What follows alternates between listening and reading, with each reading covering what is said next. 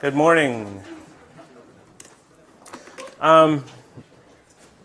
Welcome to the Banneker Aztlán Institute final presentations.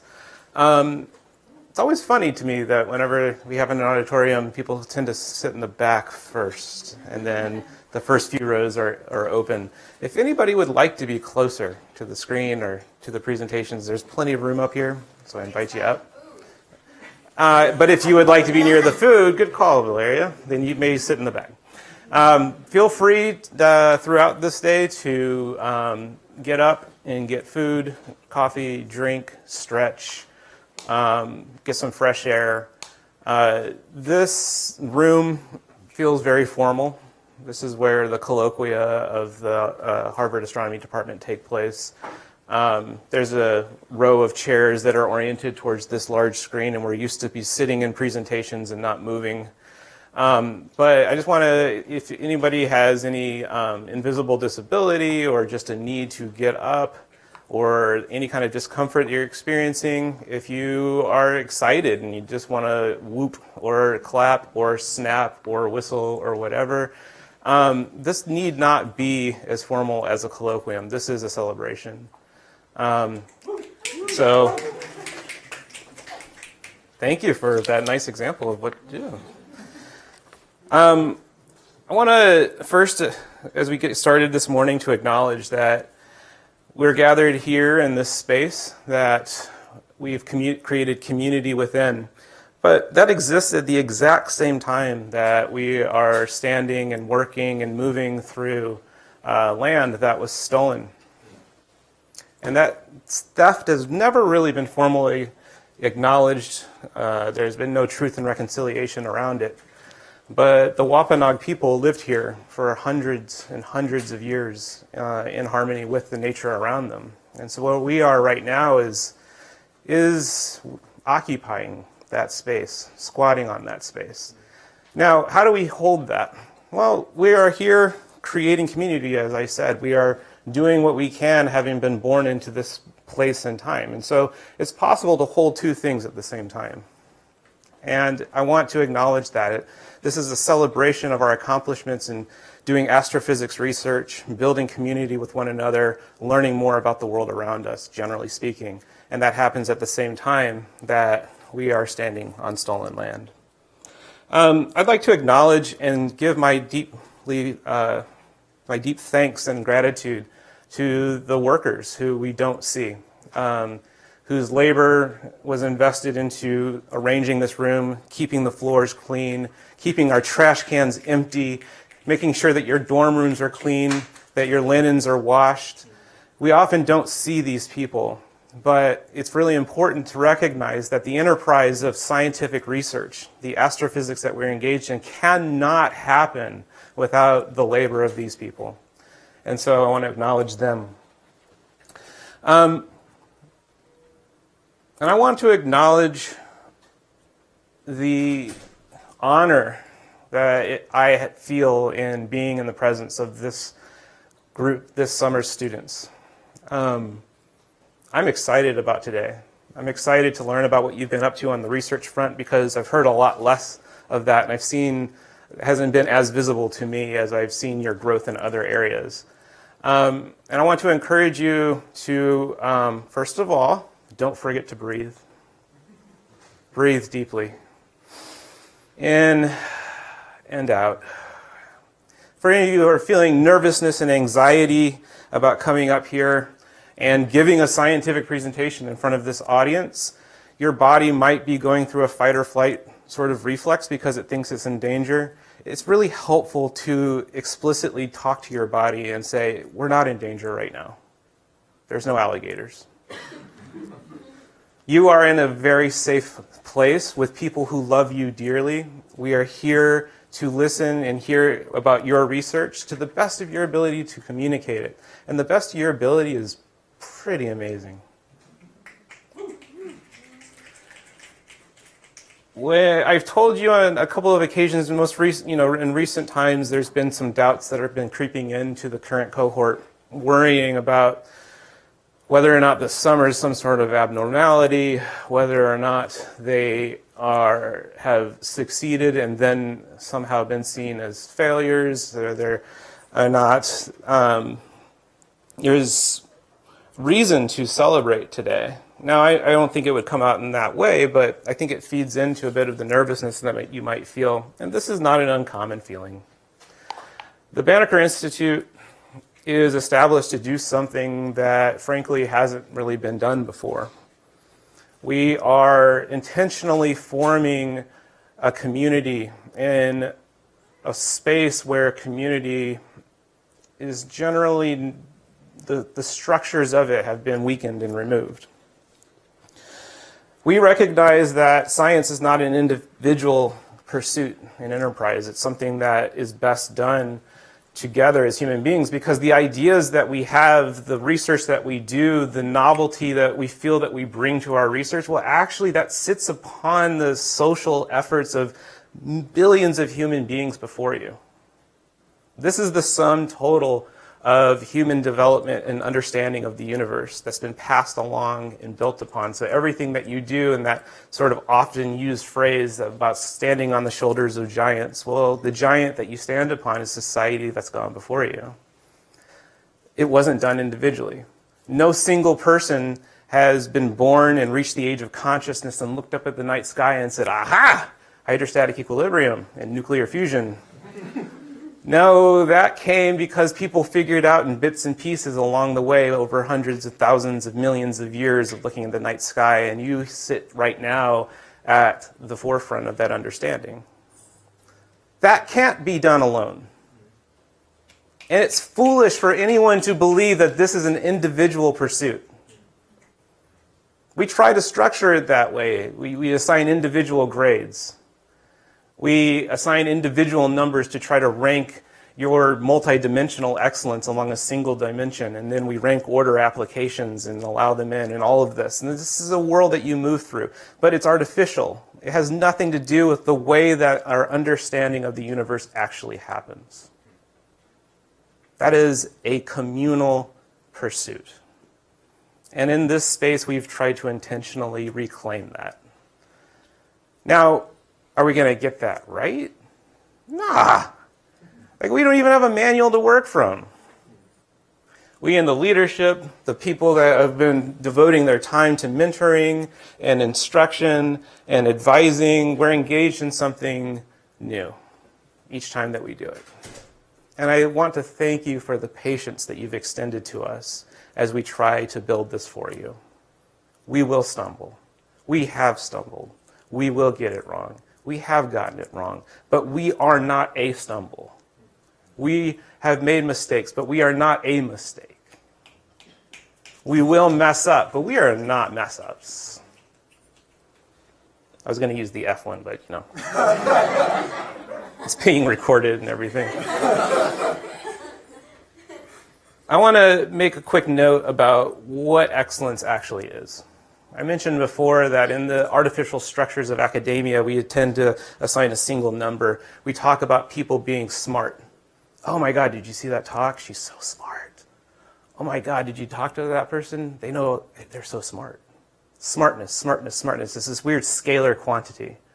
And what that sets up is the possibility that you can feel that your one-dimensional scalar quantity of smartness is lesser than someone else's. Or worse yet, you can think that yours is so much greater than someone else.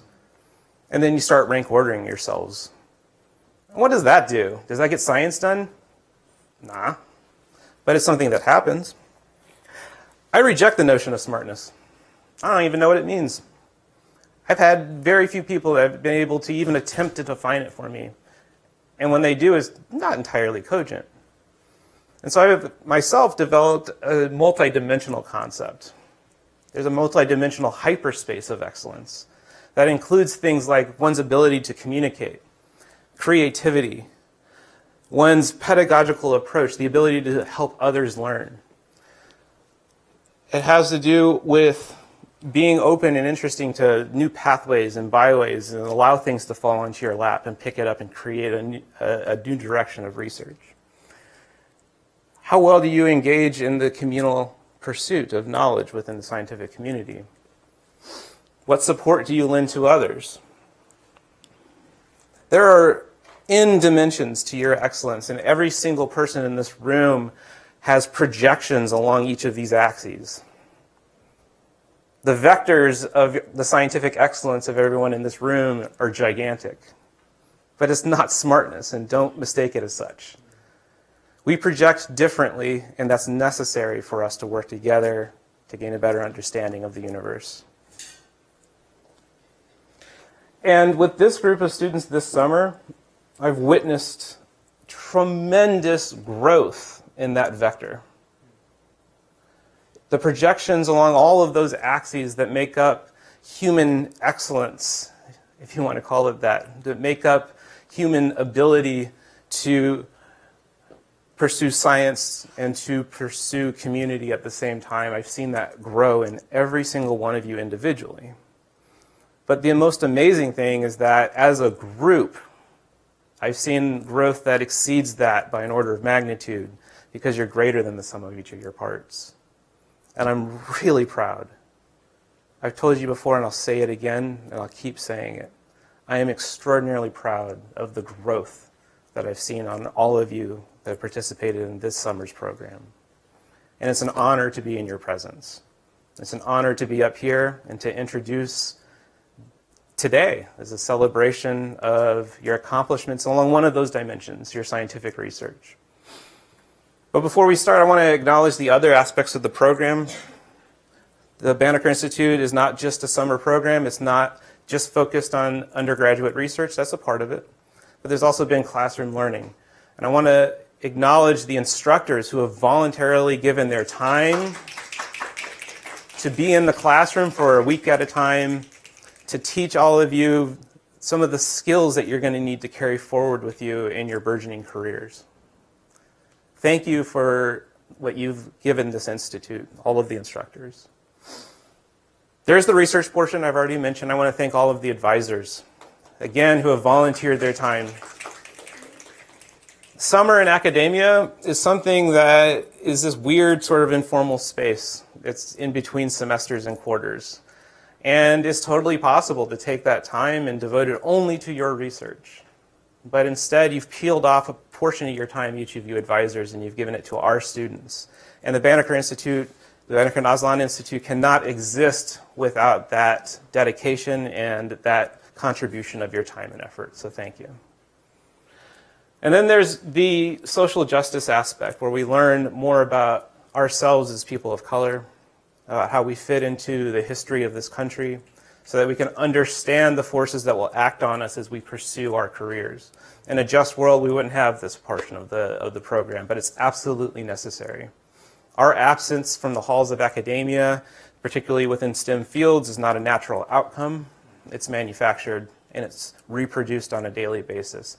And in this space, we're trying to destroy and deconstruct that structure and break our way back in. And so we've learned about the history of this country. We've learned about the order of operations between race and racism.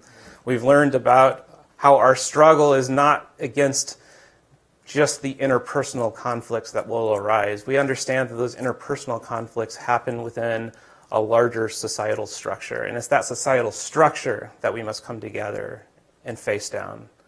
It's that societal structure that we must find the chinks and the weaknesses and start to deconstruct it and construct something better in its place. And to do that, we need to form relationship.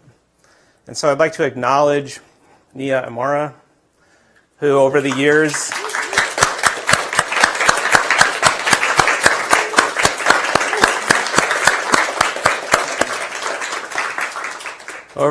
has constructed something absolutely amazing.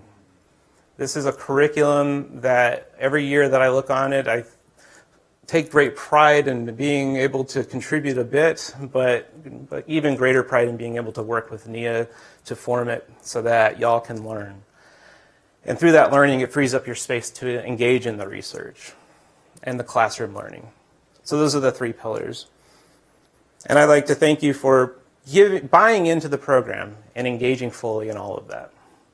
So we're here to acknowledge one part of that, though, the research portion. This is the little thing that we like to do at the end of the summer to celebrate your growth as researchers. The research portion of this program is not a canned 10-week research project with a beginning and an end.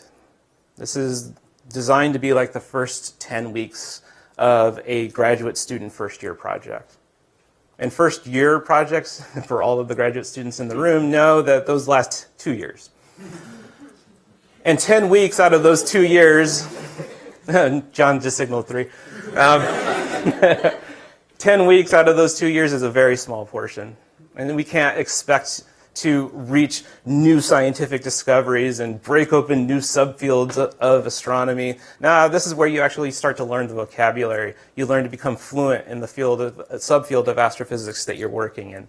And so today's presentations, you're going to be sharing with us your growth, the initiation of that learning process in that subfield, and the progress that you were able to make in engaging in that research at the level of a first-year graduate student. So with that, I'm going to turn this stage over to this year's class of the Banneker and Aztlán Institute. We're going to be leading off the day, starting on the smallest scales, and we're going to work our way to the largest scales. And so what we're going to do is we're going to start off with Junelli Gonzalez Quiaz. Thank you. And she's going to be talking about her work in selecting targets for upcoming space missions. Are we ready to get this queued up? So for each of the speakers, just a little thing, try to keep the microphone as close to your throat as possible and centered on your body. If it's off to one side and you talk over here, nobody can hear you. So try to keep it in the middle, all right? And don't forget to hand it off to the next speaker. You might sit down and say some embarrassing things that go over the speakers.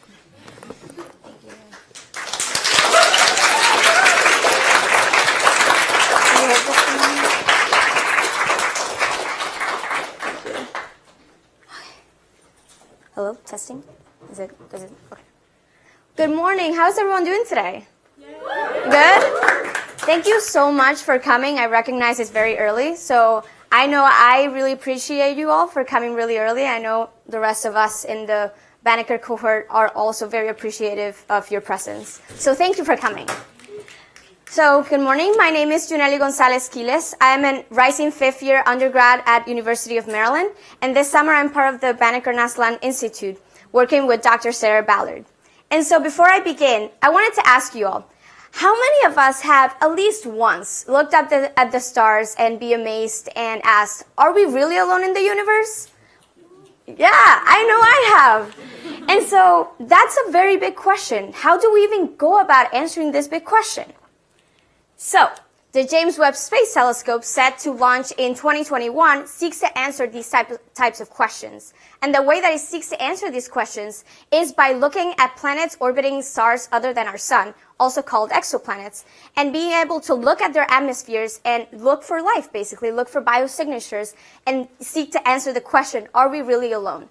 But then, with the James Webb, we can answer this question, but then, how will we know what planets to look at? That's where TESS comes in. And what is TESS? TESS is our finder scope. TESS is a transiting exoplanet survey satellite launched in April of this year, and it seeks to look for planets similar to our Earth. And so how does it look for planets that are similar to our Earth? How does it even detect them? And so the way that TESS looks for exoplanets is by using the transit detection method. And this works, for example, if you think of a TV and something passed in front of the TV, you would see that the light from the TV is being blocked and you can't see the full image. The same way, TESS looks for these exoplanets. It looks at stars, the TV, and it looks for these fluctuations in the light coming from the TV or the star when the planets go in front of the star. And so now the TESS will look for these exoplanets, these terrestrial planets. Let's look at the example of Earth-sized planet and our sun. So we can see that this size difference is very high. What does this mean? That means that when this planet goes in front of our sun, the fluctuation will be small because the size difference is so big. So then what will TESS do? The main focus of TESS is actually looking at these types of planets but instead of our sun, looking at them around M dwarfs, which are red, cooler, and smaller stars compared to our sun, as we can see here. And that way, you can see that the size difference is much smaller. So that means that when the planet actually goes in front of the M dwarf of this star, the fluctuation will be bigger. And that way, we'll be able to detect these types of exoplanets. So then, what is my role here? What is my goal this summer? Is to be able to then take these exoplanets that TESS will find and be able to prioritize them. And why do we need to prioritize them? Because we will use those exoplanets to then follow up with JWST, with James Webb, to then answer this big question of, are we alone in the universe, by looking at its atmospheres. And so, how do we even go about answering this question? How do we even start about prioritizing these exoplanets? So, the answer lies in planet formation theory. And the way that planet formation theory works is that we can use it to relate its orbital properties to its interior compositions. And while this may not be intuitive at first, it is a prediction made by Professor Dawson that we can use to then get to the answer to our question at the beginning. So then, now that we have these interior compositions, we can relate that to the atmospheres. Because then if we can constrain the compositions of these exoplanets, we can talk about their atmospheres. So then, now that we've looked this in theory, let's look at it in practice. So, this summer, I used simulated test data produced by my very own advisor, Dr. Sarah Ballard. And it looks at a variety of different planetary systems. Yeah, that's what I said. And so we can see here that there's a huge variety of different planetary systems. And for example, this is only 9 planetary systems from this is a subset of around approximately almost 800 planetary systems from the data. And so as you can see here, we have planetary systems that have a lot of exoplanets closely spaced together, and also planetary systems that have fewer planets further spaced apart. So now that we've looked at a subset of these planetary systems, let's look at them more in detail. So then coming back to the beginning, using the planet formation theory, let's connect the orbital property of orbital spacing, the spacing between exoplanets, to be able to relate it to bulk density. And like I mentioned before, it may not be intuitive, but the data and the research shows that we can actually express the orbital spacing, the separation between planets, in terms of the Hill radii. And the Hill radii is the region in which the planet's gravity dominates that of the star. And so by using the Hill radii, we can put the separation in terms of that radii, and we call that the Hill separation. And by using the Hill separation, Professor Dawson established with planet formation theory that there is a relationship between the separation and the density. So now that we can go from the orbital separation to the density, how are we even going to get from the density to the atmosphere? Okay, so we can actually deconstruct this into looking at an exoplanet and looking at the core. Different cores will have different compositions, and this will mean that if you have different planets with different densities, by varying the core, you will get different atmospheres. And so that way we can look then at the atmosphere, and we can break down the bulk density into the core and the atmosphere, and therefore be able to constrain it more. So now that we have these two, we can then we can say, oh, we have the core. What different cores can we get by looking at different compositions? So then the bulk density, and the core and the atmosphere, can be broken down into different core compositions. And the way that we can do this is by setting limiting cases for the upper bound of the density and the lower bound of the density for terrestrial planets specifically, because those are the ones that TESS will be looking at. And so for the higher, denser side, the literature has shown that the highest possible density that a terrestrial planet can have is the case with 75% iron and 25% enstatite core. So that's for the core. And so we can use this for the upper bound. And so on the lower bound, we can actually use 100% water, because we know that for a terrestrial planet, we cannot have a planet that is has a lower density than that of 100% water. And so using this, now that we have these constraints, we can actually talk about the range of densities that we can have for the different core compositions. So now that we have the different core compositions, that means that we can go on to talk about the atmospheres. So then that bulk density in those different compositions can then be linked to the atmosphere. And the way that it does this is that, for example, this is for one specific planet of an average bulk density of 0.7 grams per cubic centimeter. And these two are the limiting two cases, 100% water and the 75% iron, 25% magnesium, and the enstatite. And so the way that we use this is that if we have the density from the relationship at the beginning, and we have these limiting cases for the core, if this is a total and this is the core, that must mean that the difference between both will give us the density and the thickness of the atmosphere. So for example, if we have a planet of this density and for a mass of 10 Earth masses, if we look at the 75% iron case, we see that it has a radii of 1.5 Earth radii compared to the total density, which is approximately 2. This means that the atmosphere will have a radii of about 0.5 Earth radii. And so we can use this to calculate the thickness of the atmosphere.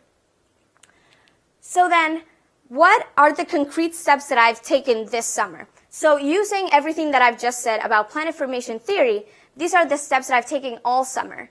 And so the first thing that I did is that I took the entire catalog, the entire data from my advisor, and I calculated the density for all of the exoplanets using the orbital separation. That relationship that I mentioned at the beginning between the separation and the density was used to calculate the density for each planet. Then having that density, we have from the data the radius of the planet. And once we have the radius of the planet, since we have density and radius, that means we can calculate the mass. And so once we calculate the mass of the planet, we can use that mass to get the radius of the core given the different compositions. And so once we have the radii of the different compositions, we can then, going back to the plot from the previous slide, we can calculate the thickness and the density of the atmosphere. And that's exactly what I did. These are all the steps that I took. I calculated the density, took the radius, calculated the mass, used the mass to get the radius, and calculated the thickness and density of the atmosphere. And the step that I'm currently working on is using that thickness to finally be able to calculate all of the exposure times for all of the different scenarios for all of these exoplanets in the data. And so looking at the thickness of the atmosphere, we can use that to relate and be able to calculate the exposure time. And the way that we can do this is that for a fluffier atmosphere, we can actually observe it easier because it is so thick and the signal is stronger and the signal to ratio is stronger. And so that way we can actually determine it better. And so right now I'm actually using a package called PandExo by grad student Natasha Batala. And so I'm using that to be able to calculate these exposure times. And so coming back to the goal that I had in terms of prioritizing, why do we need to prioritize them? So take, for example, our Earth with our Earth's density, and imagine it as if we were going in front of an M dwarf. Instead of our sun, an M dwarf that I mentioned at the beginning, the exposure time that it will require to observe our Earth going in front of an M dwarf takes approximately 200 hours, and that's only for one planet around one star. So that's why this highlights the importance of my project and being able to prioritize these exoplanets, because JWST is a precious resource that we need to use adequately and be able to use it to look at the atmospheres of these exoplanets and be able to answer the question, are we really alone in the universe? And so I want to acknowledge first my Banneker and Aztlán Institute family and the leadership. I want to thank my family, who I know is watching in Puerto Rico, and I want to thank Harvard CFA, my wonderful advisor, Dr. Sarah Ballard, the P4 cohort. I want to recognize the amazing work that Dooney has put into this program, coordinating everything, getting us all here. And I want to recognize both of my mentors, Amber Medina and Adriana Perez. They've been wonderful this summer in guiding me in everything. And all of the amazing grad students, and Dr. Vale, you are awesome. And I just want to thank everyone that has contributed in some way or another for me to learn this summer. So thank you.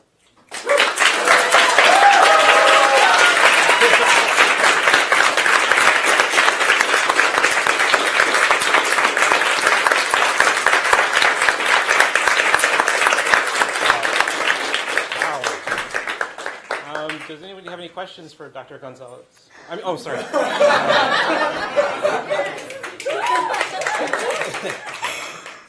Yes, Eileen. Does it count for, so your bulk density in atmosphere graph, does that account for planets with, like, what about planets that have, that are affected by the greenhouse gases, like Venus? With the greenhouse gases? Yeah, Venus, would it sort of be still be in that? Is it still accounting for that, or would you have to? So for the, like when calculating the thickness of the atmosphere? So this is only accounting for just the core and the thickness of the atmosphere in order to get the total density. So this is not accounting for that, but it could be a possible step to take forward.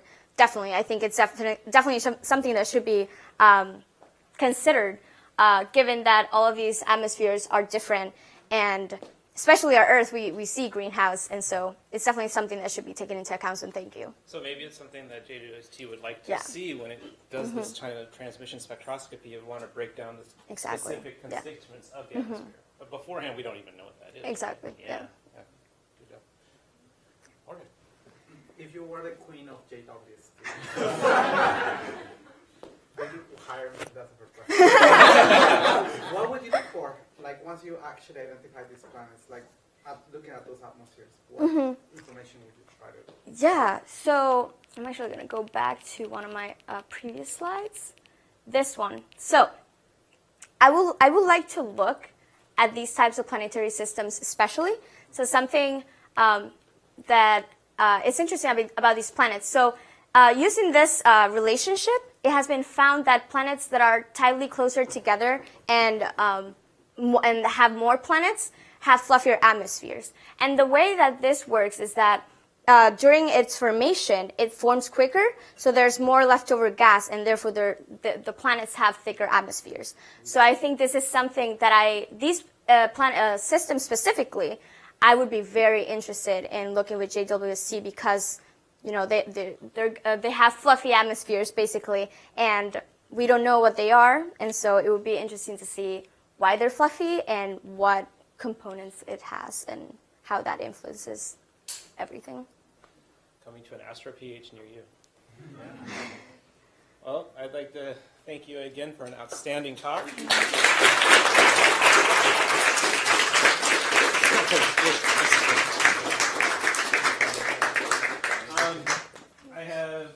So I'm sorry, I was winging it in the introduction, and I realized that I missed giving shout-outs to other people. I'd like to thank our returning students who are alumni who've been serving all summer long as mentors to our students. That mentoring program is organized by Nicole Cabrera, and that has just been a really invaluable part of the summer program. I'd like to thank all of you for devoting time, because I know that you will be here to do extensions of your research in preparation for graduate school, preparation for application to graduate school. Taking your time to help our students selflessly is greatly appreciated. I'd like to note that these talks will be available on YouTube. And one more thing is that at 12:30 there's going to be a group photo on the steps, which is an annual tradition. And I'm really loving watching these photos grow from just the first 5 stairs on each side to extending all the way down the side and then getting bigger and bigger. So stick around for that. Is that before lunch or after lunch, Jimmy? Sorry? Is the photo before or after lunch? Before lunch. Before lunch. Okay, and then there'll be a lunch following that. Okay, cool. Hopefully I hit everything. Our next speaker is Selma Walker, and she's going to be talking to us about chemicals around a protostar. So take it away. Thank you. Do I have to turn it on? Oh, it is on. Yeah. Can you hear me? Not really. Okay. I don't know where else. No, that's perfect. You got it. I nailed it. Okay. All right. Good morning, everyone. My name is Selma Walker. I'm a rising junior at California State University, Northridge, and this morning I'll be providing just a brief overview of my summer research project here. I worked with both Dr. Karen Oberg and Jenny Bergner on characterizing the phosphorus-bearing molecules within the B1A protostar. Now, in the grand scheme of things, phosphorus as an element is imperative to life on Earth, and even more so considered an important ingredient for all things origins of life. And often when we're talking about origins of life, it's easy to imagine things like plants or even bacteria. However, when we're talking about using phosphorus compounds to help guide towards origins of life, one of the prerequisites include things like adenosine triphosphate and phospholipids. However, the idea of the plant isn't too uncorrelated. Adenosine triphosphate is a high-energy carrying molecule that provides the cells of all living things with the chemical energy they need to carry out all processes. So effectively, ATP is like the currency that cells use to carry out transactions. Phospholipids are comprised of a glycerol body with 2 fatty acid tails, and when a number of these phospholipids group together, they form what's known as a phospholipid bilayer. And this phospholipid bilayer can begin to become a little bit more familiar because they form what's more familiar as the cell membrane. Therefore, phosphorus is indeed essential for all things origins of life, from both the structural and energy storing functions that phospholipids and adenosine triphosphate perform.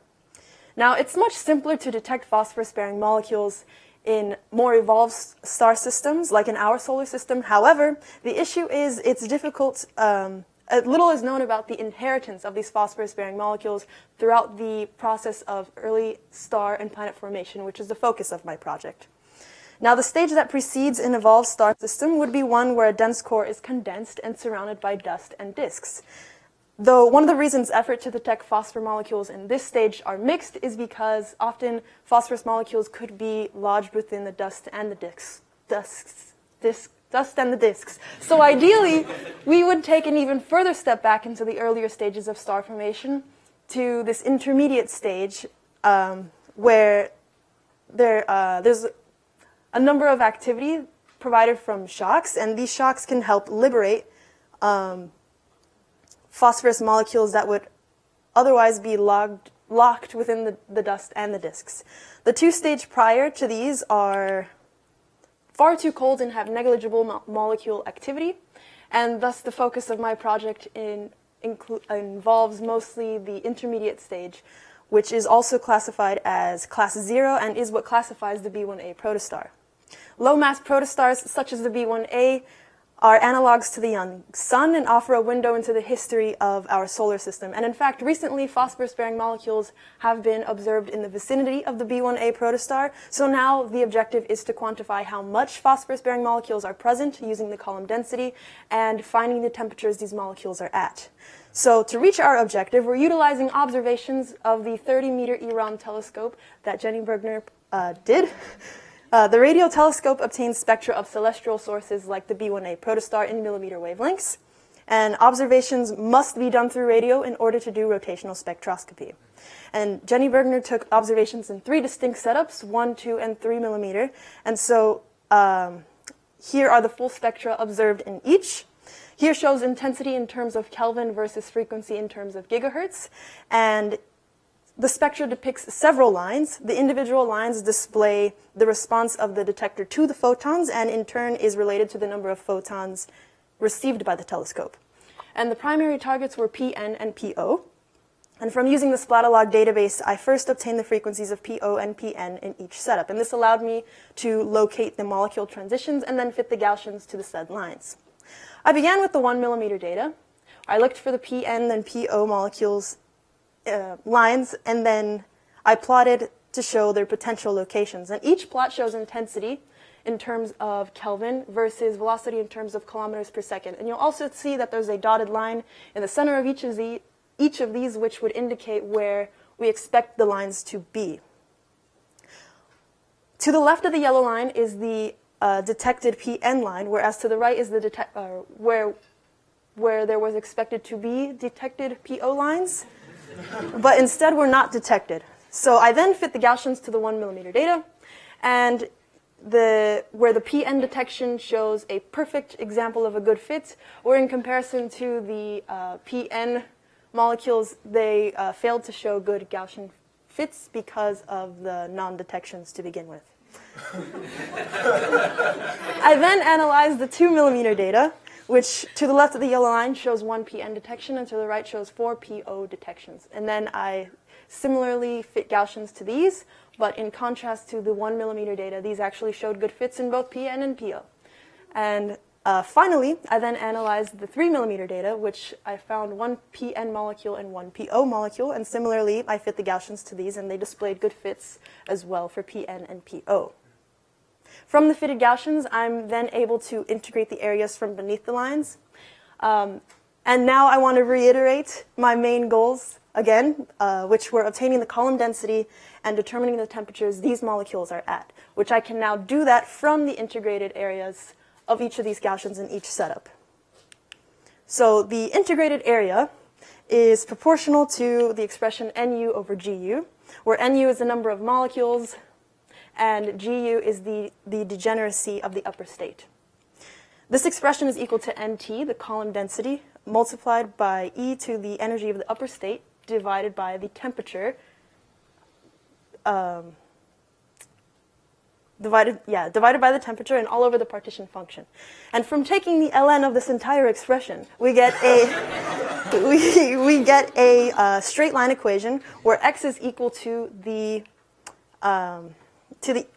energy of the upper state, and the y-intercept is described by the column density over the partition function, and the slope is -1 over the excitation temperature. And from that, I obtain the temperature and the column density of both PN and PO molecules present in the B1A protostar.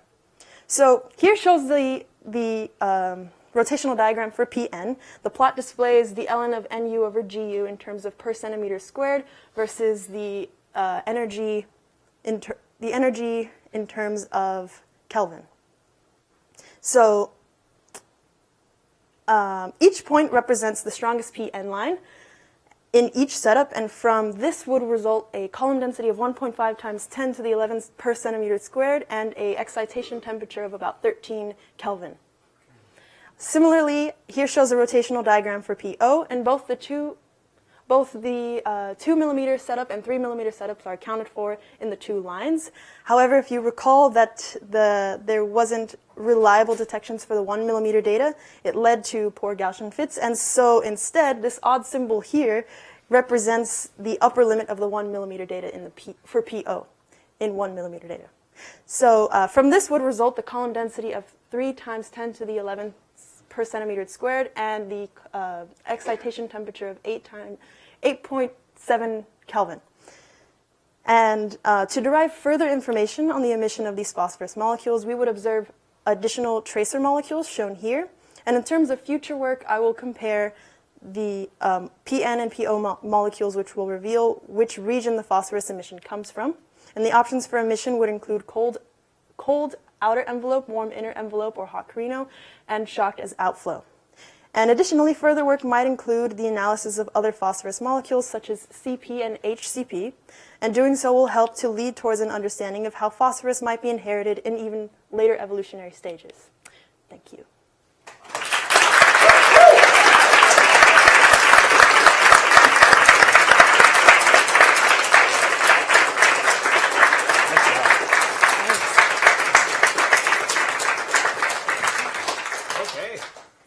Time for a couple questions?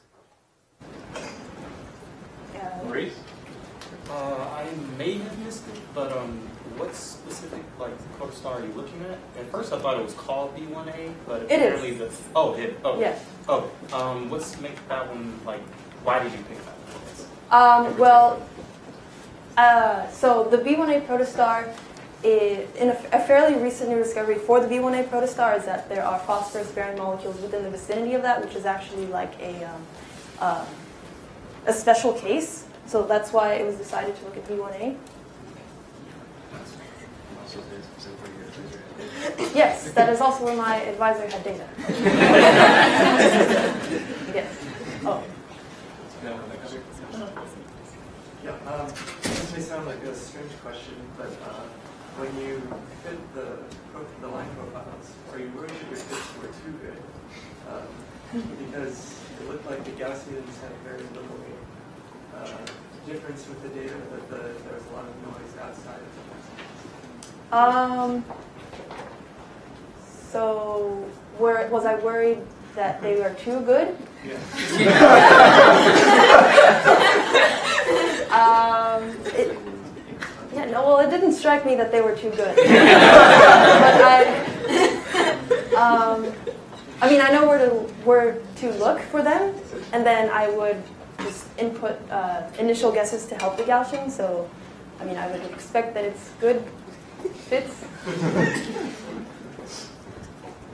So again, going back to good and bad fits, how do you decide what is a good fit and what is a bad fit? Well, just from comparing, I don't think it's supposed to be upside down. Also, these are most likely not detections. They're just, So is there like a signal to noise? I don't know if there's a, I don't know if there's a signal. I assume so. Okay. Yeah. Yes. So you mentioned as far as future steps of this project, looking at PM and PO to figure out where they're coming from the protostar.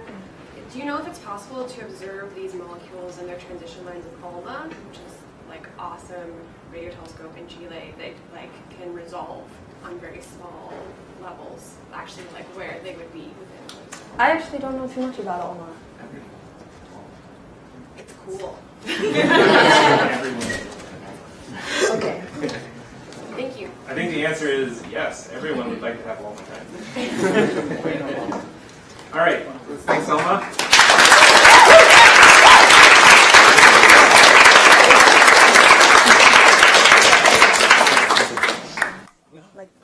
Was it less than 10 If you're worried about whether I can understand you, everything you said about any ums or ers, it's beautifully delivered. That was my concern. Yeah, don't worry. It's okay. Okay.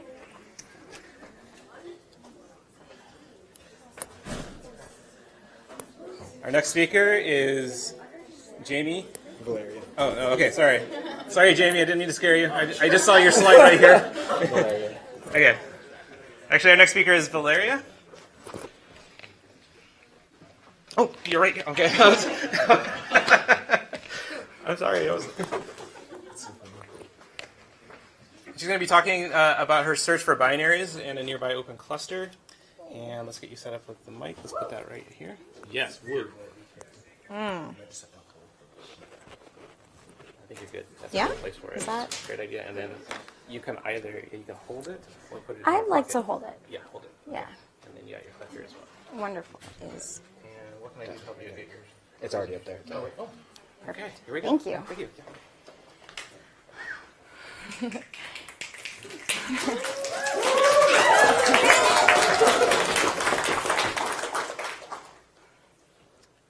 First, excuse me, I'd like to take a moment. I noticed that the other REU students weren't acknowledged in our thank yous, and thank you so much for being here and supporting us.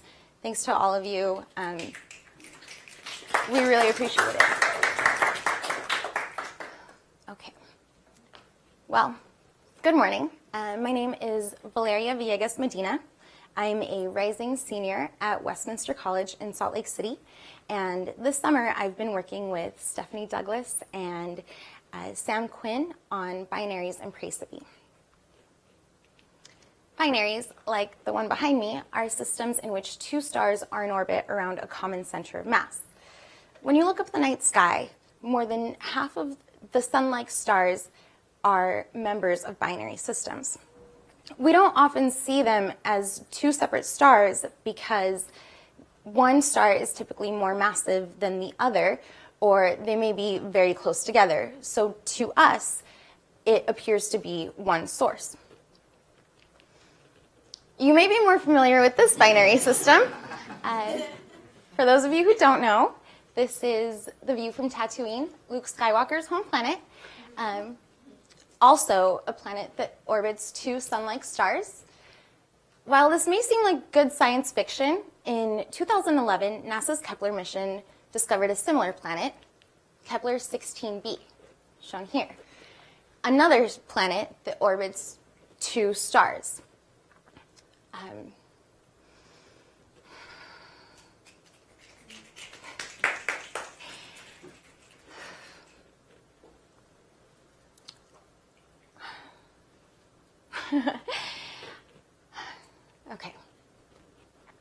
So before we can understand the way these planets such as Kepler-16b and Tatooine form and evolve, we first need to understand the way binaries evolve themselves. Here we have Praesepe.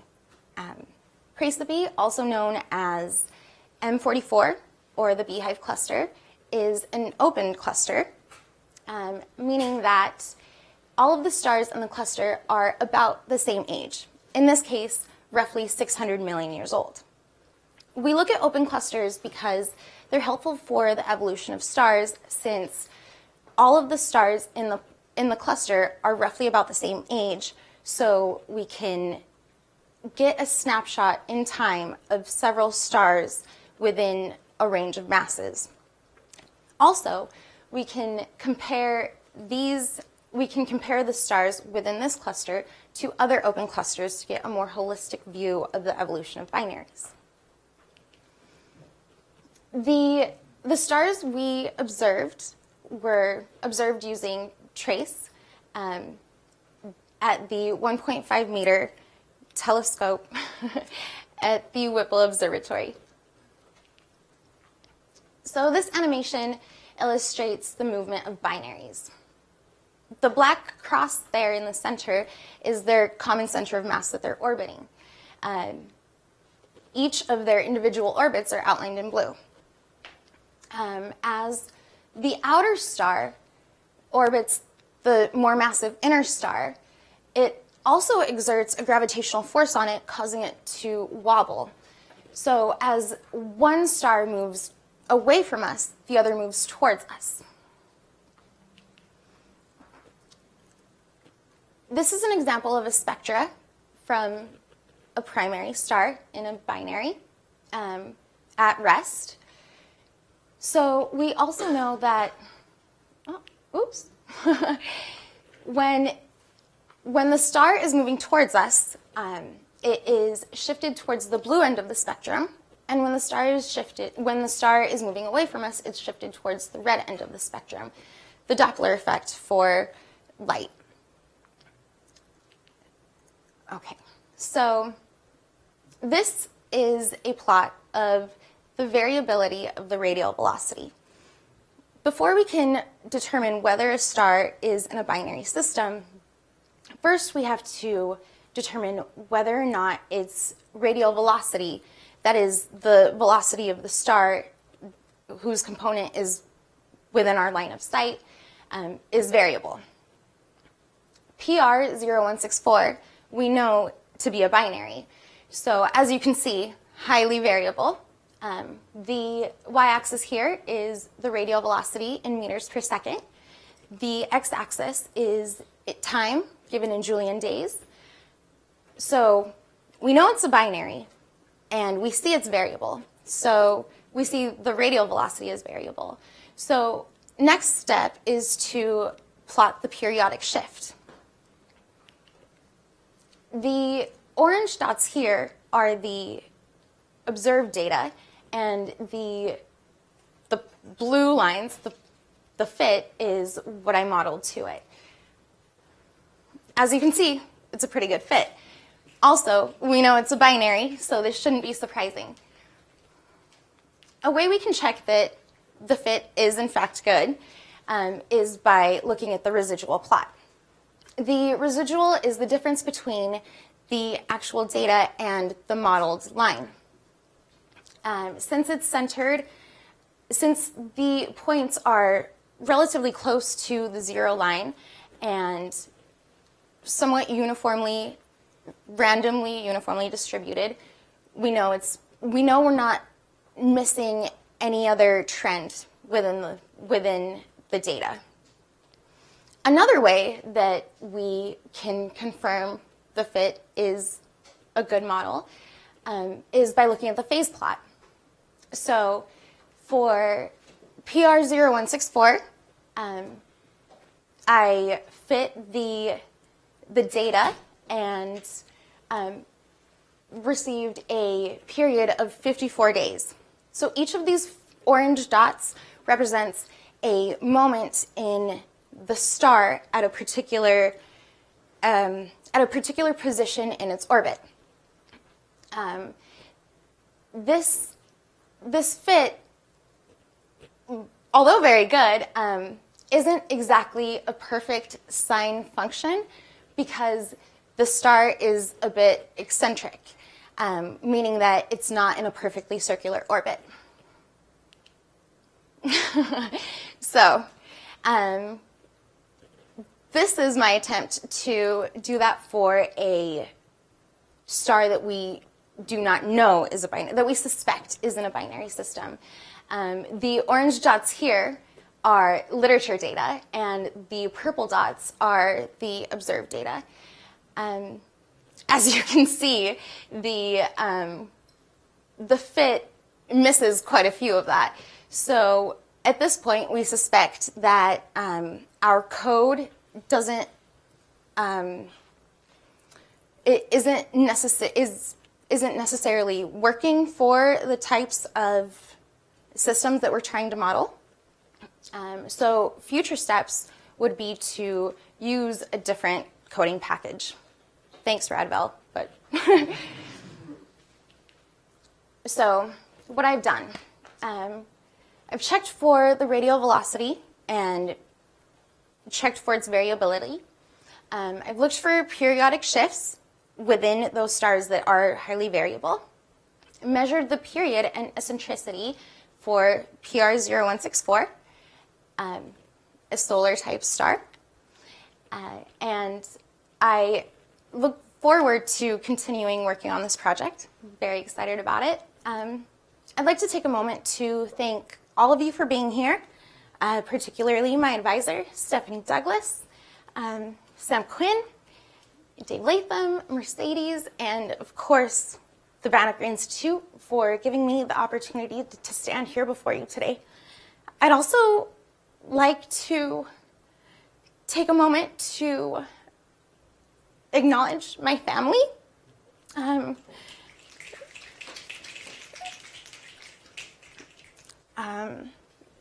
I stand here before you because of them, and I would really like to thank them for that. Thank you so much for your time.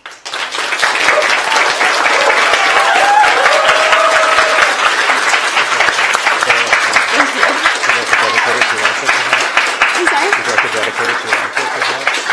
You would? Want to do that? No? No? Or would you like me to speak on that? I would. Thank you for mentioning that. I would like to dedicate this talk to my uncle, who passed 2 days ago.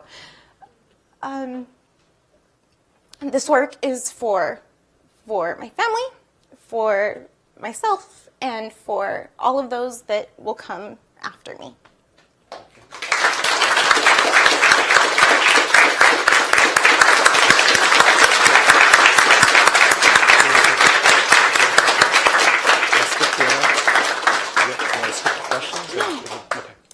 Do you have any questions? This was really awesome. I think I missed it, but do you know the physical separation between the two stars? I don't. PR0164, we know it to be a binary, but we don't, to my understanding, we don't really have a way to determine the separation between the star and its companion star with the data that I'm using. Because we don't have the orbit of the other star. Right. We don't have the orbit of the other star. Things like that. So this is a single line spectroscopic binary, so we're missing some of that information. Thank you for your question. Other questions? Well, let's thank Valeria for an outstanding talk. Great job. I'm proud of you. I'm very proud of you.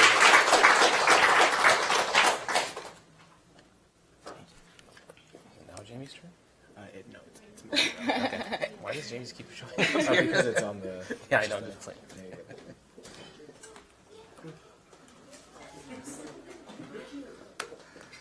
Our next speaker is Mahira Rasal. And, let's get you set up. So if you pinch this in the middle, then you can just clip to it. This is... to pinch your shirt in the middle. I didn't want to grab your shirt for you. And then you can either clip this. Yep, clip that on the side. She's going to be talking to us about magnetic fields and shock waves and supernova remnants. Take it away. Oh, yeah. Hello, everyone. My name is Mahira Russell, and I had the great opportunity to work with Dr. Federico Freschetti, and sadly he isn't here, but I know he's watching me. Hi.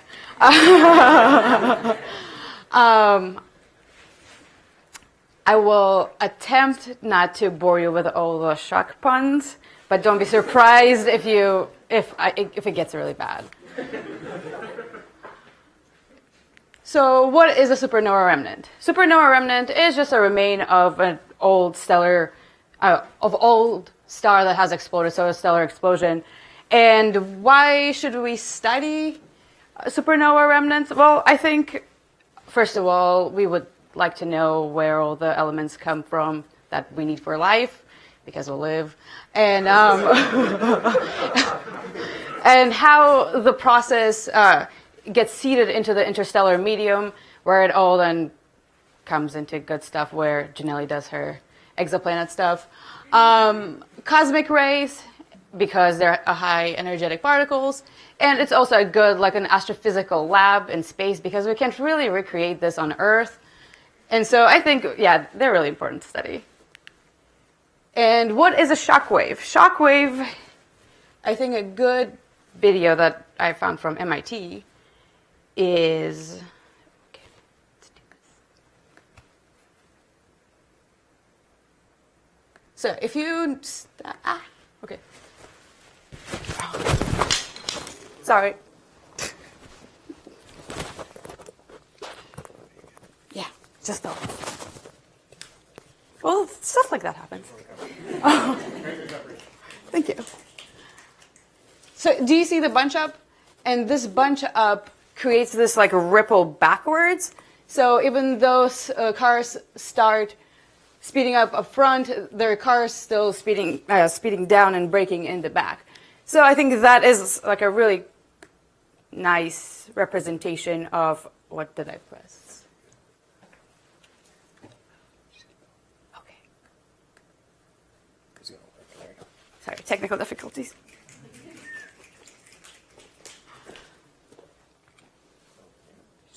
Okay.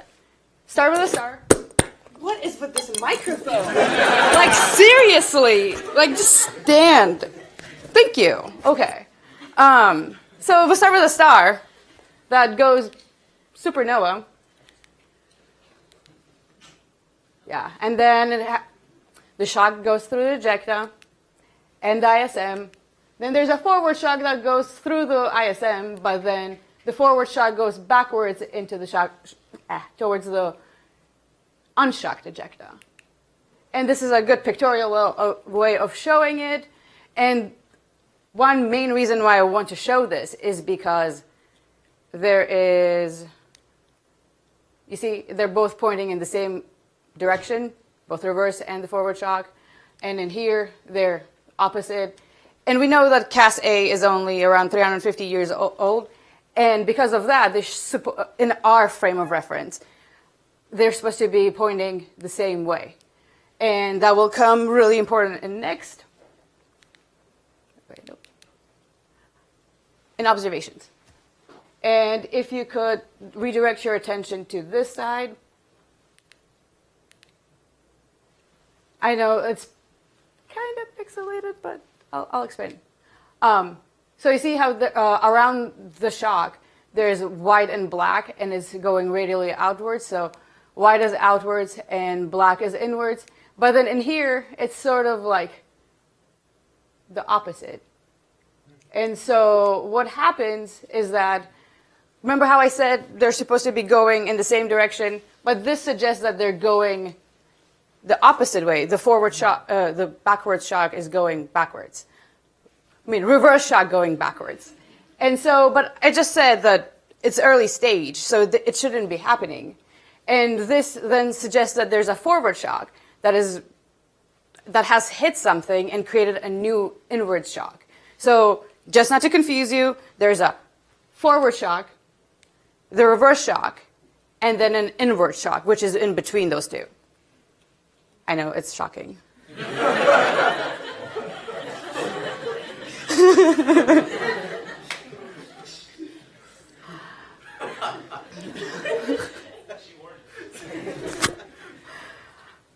I'm so glad I'm the only person who's doing shocks today. So I worked on W2 and W4.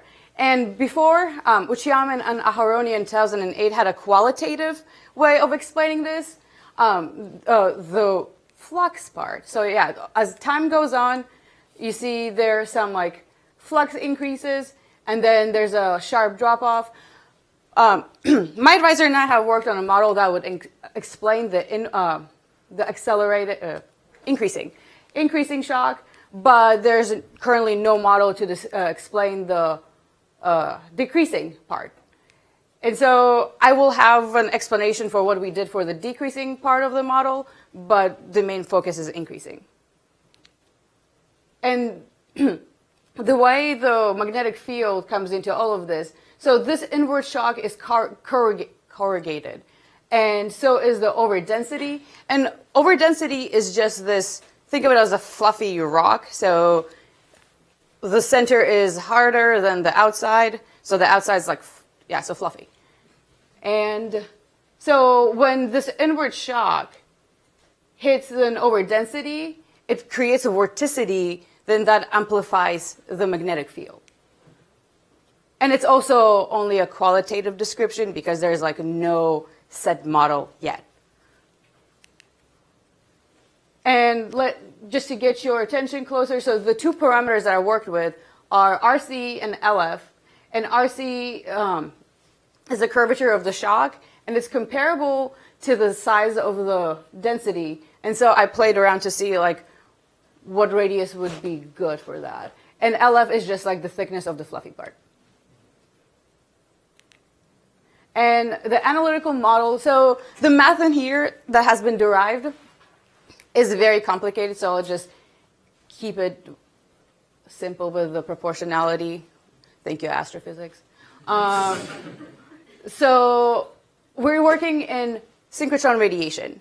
And synchrotron radiation is just an electron that gets accelerated around the magnetic field lines. And then to cool off, it, in our case, emits X-ray. And it is, here I'm working with high energy electrons. And so this is proportional to this.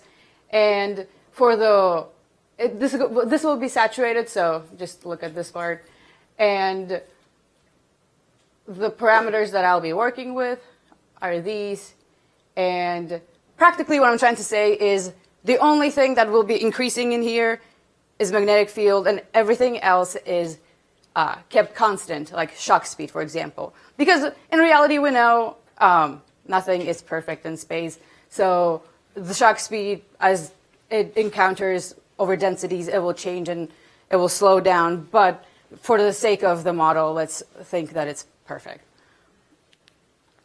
So the results. So this is my first result for W4. The RC that I acquired is consistent with the third shock that my advisor had worked on. And I had, of course it won't show up. So there's supposedly 4 plots that I worked with, and it got me within the error of like 17%, which I think is really good.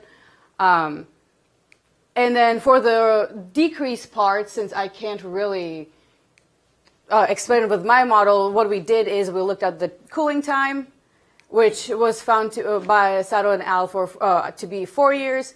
And then I calculated the accelerating time to be around 36 years.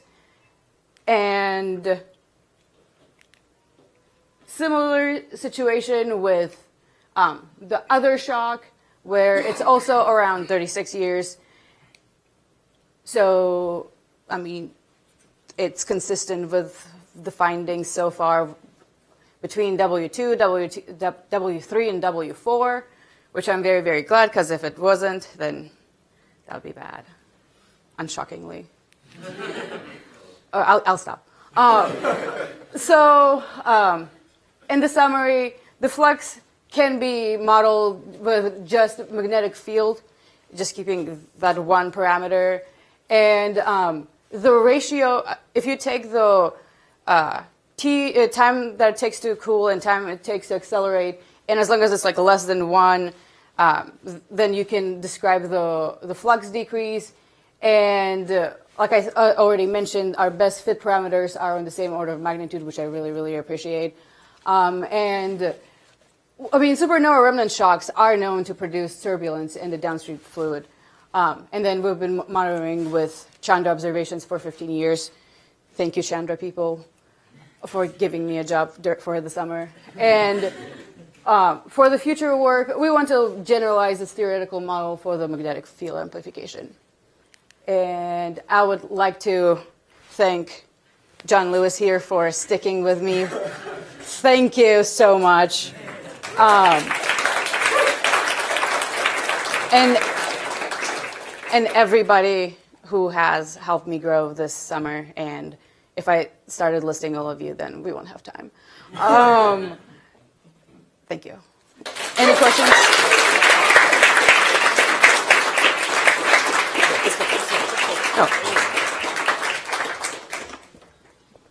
All right. Do we have questions from here?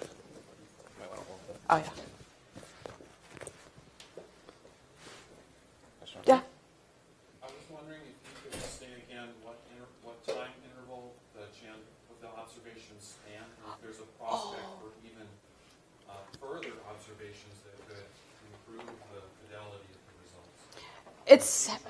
It has spanned over 15 years, so right as I guess Chandra came online. What was the second part of your question? Is there an opportunity to get future observations? I don't know about that part. The future observations.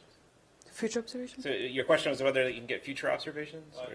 So presumably one could get even better results by increasing the baseline and getting more spatial resolving spatial resolution on those features that you were looking at. Yeah. So you can ask your advisor Yeah, about that. yeah, I haven't really talked to him about that part because he hasn't been here. But yeah, I'll ask him. But I don't know. Great talk, by the way. Thank you. Thank you very much. All right, let's thank Mahira. Thank you. Yeah, I don't know what happened. I don't either. Yeah. Fortunately, it's not showing up on the screen. I know, right? Okay, so Because for your shirt, you just want to punch right at the top. Okay. It's okay if it's in my pocket. Yep. Pinch. Yep. No, pinch the. Oh, okay. Yeah, like that. And then go ahead. Oh, perfect. Hello. Oh, yeah. And let's keep that away from it. So it doesn't- Yes. So now is it changed? It is my turn. All Yeah. right. As I've been up here introducing all of the talks, the first slide that keeps showing up has been Jamie's, but now it's actually his turn. So Jamie Ian Rodriguez is going to be talking to us about the balance of power in dwarf galaxies. Take it away, Jamie. You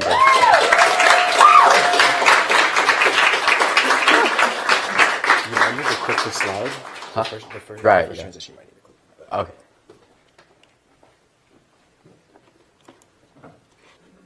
Just gonna test this out real quick. Okay, it works. Hiya, pals. I'm Jamie Rodriguez, and I'm a rising senior at Hunter College.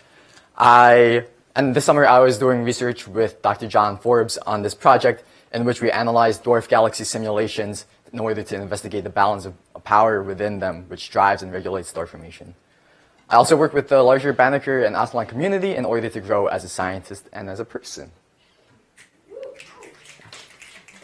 So my focus on dwarf galaxy simulations is motivated by the following. Observational challenges, which is to say that due to the distance and the faintness of dwarf galaxies, it is much more effective to analyze them using simulations than observation. They also make great laboratories to study the interstellar medium because they are gas-rich. They have a high gas-to-dust ratio. And they tend to exhibit strange, bursty patterns of star formation, which has been a cause of curiosity in the scientific community, to say the least. Of course, many people have already wondered what drives and regulates star formation. There's the famous Kennecke-Schmidt star formation law, which I have here, in which gas surface density is on the x-axis and star formation rate surface density is on the y-axis. And you can see that there's a pretty strong observational relationship between the two. But I think it's important to notice that in the lower gas density regime, around here, less than about 10 parsecs, or 10 solar masses per parsec squared, it's almost empty of observation. So that's been of interest to me and of interest to many theorists who are concerned with this problem. One of these theorists is Claude-André Faucher-Giguère. He constructed a star formation theory which supposes that supernovae is the dominant form of feedback which regulates star formation. The idea being that supernovae injects enough energy to drive out enough gas which would suppress star formation.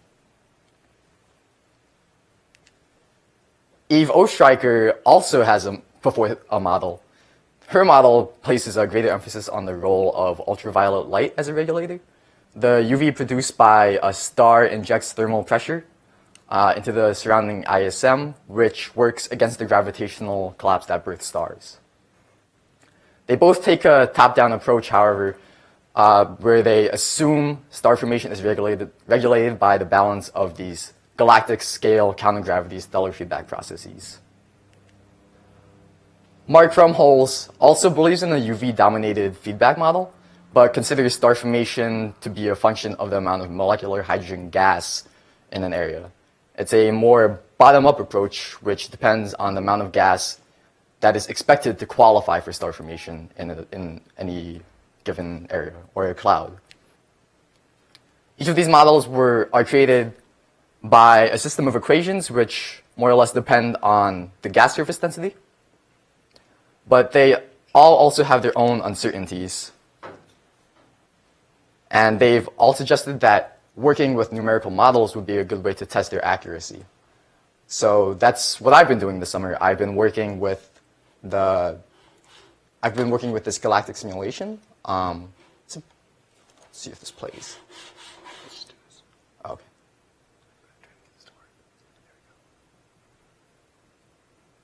Okay, yeah. So this is the galaxy I've been analyzing. The simulation was run by my advisor, Dr. John Forbes, and we can see in it's a gas density plot, so we can see in the central regions there's filaments of higher density gas forming, and that's where you would expect to see stars form.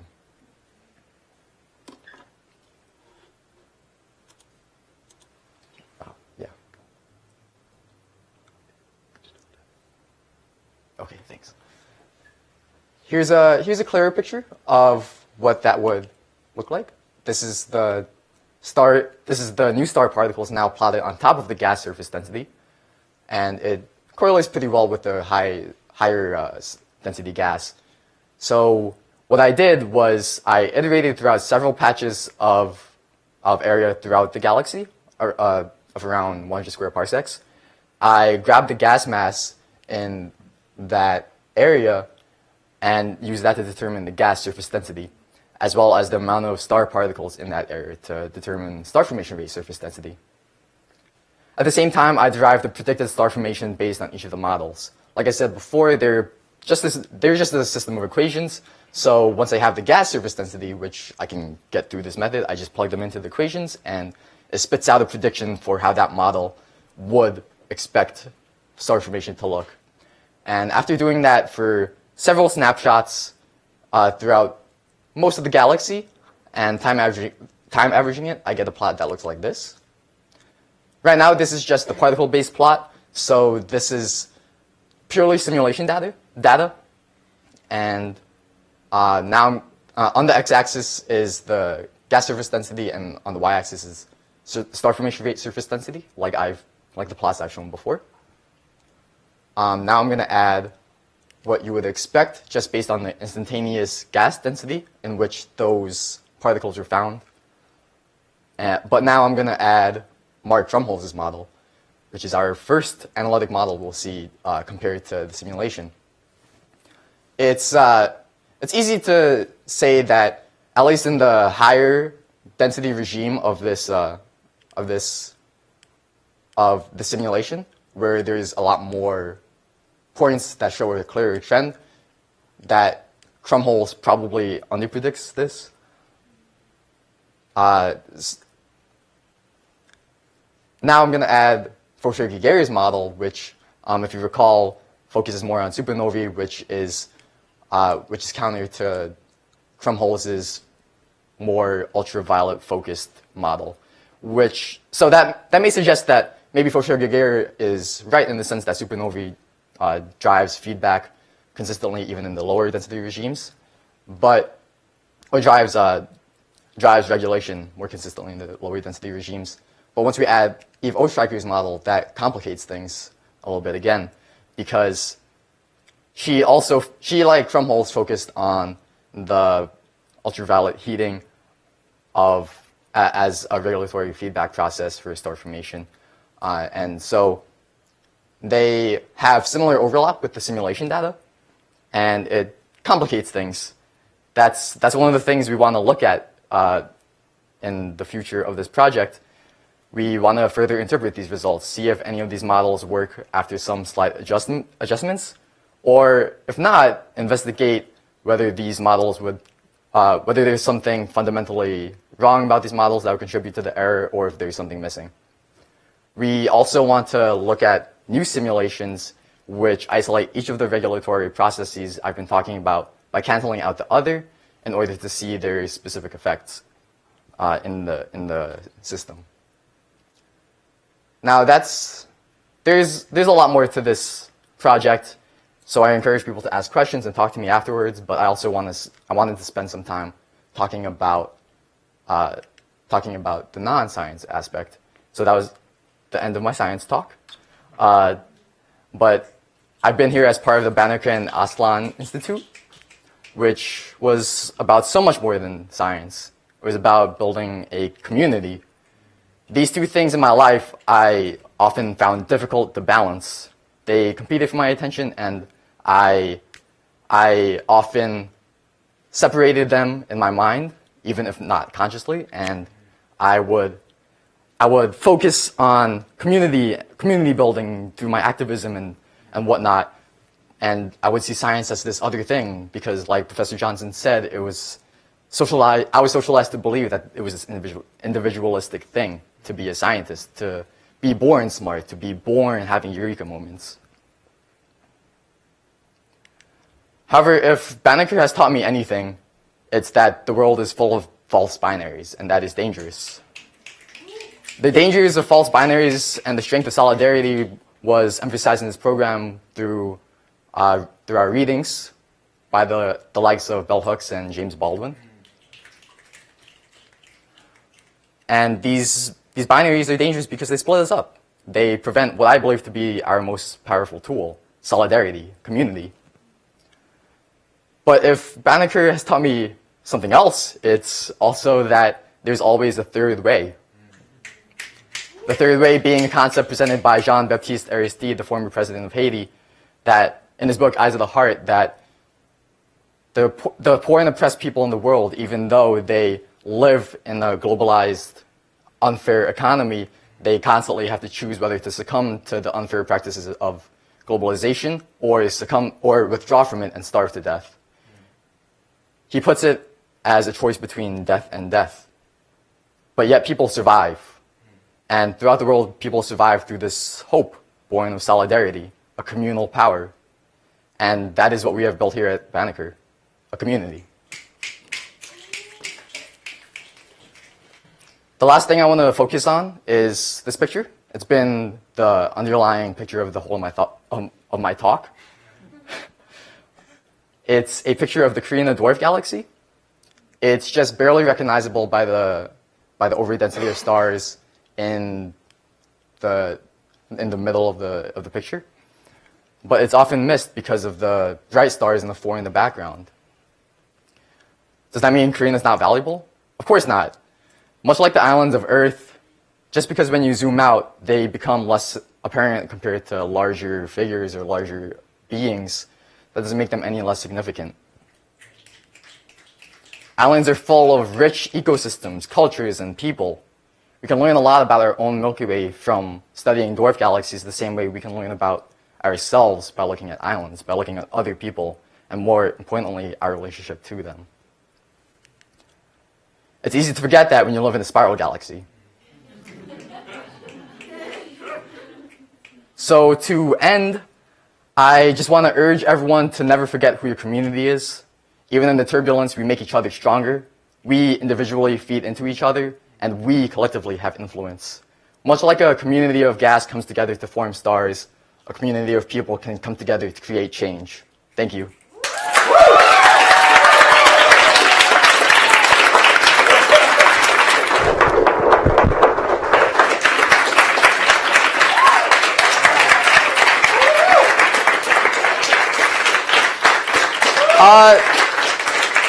This is not like standard practice, but I love everyone here. I love everyone in this room. I really do think of you as more than a community. I really do think of you as my family. And this summer has meant a lot to me. So thank you. Thank you.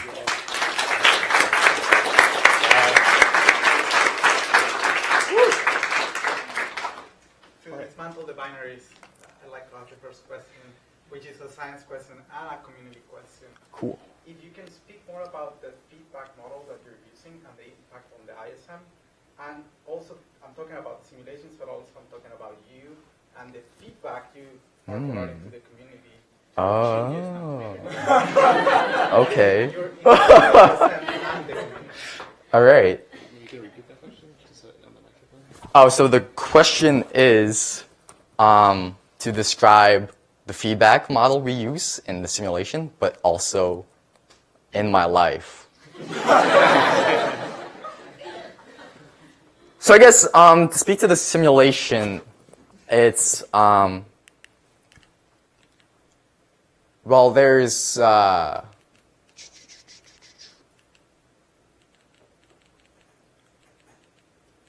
it's influenced by just the like the photoelectric heating and supernovae are both included in the simulation that I looked at this summer. And like I said, in the future we'll be looking at simulations which isolate those. But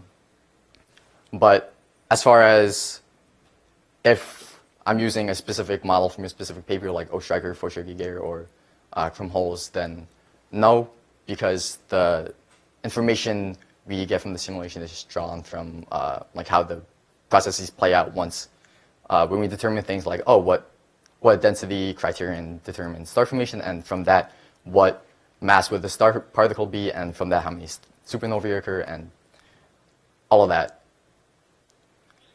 You're not using a simplified model for either of those effects. You're looking for those effects to emerge from the simulation. Yes, yeah. So you're saying that the different intersections are collaborating in nonlinear ways. Yes, yeah. The second part of that question, how... Same question for the second part of me, but not the second part of me, because binaries are false.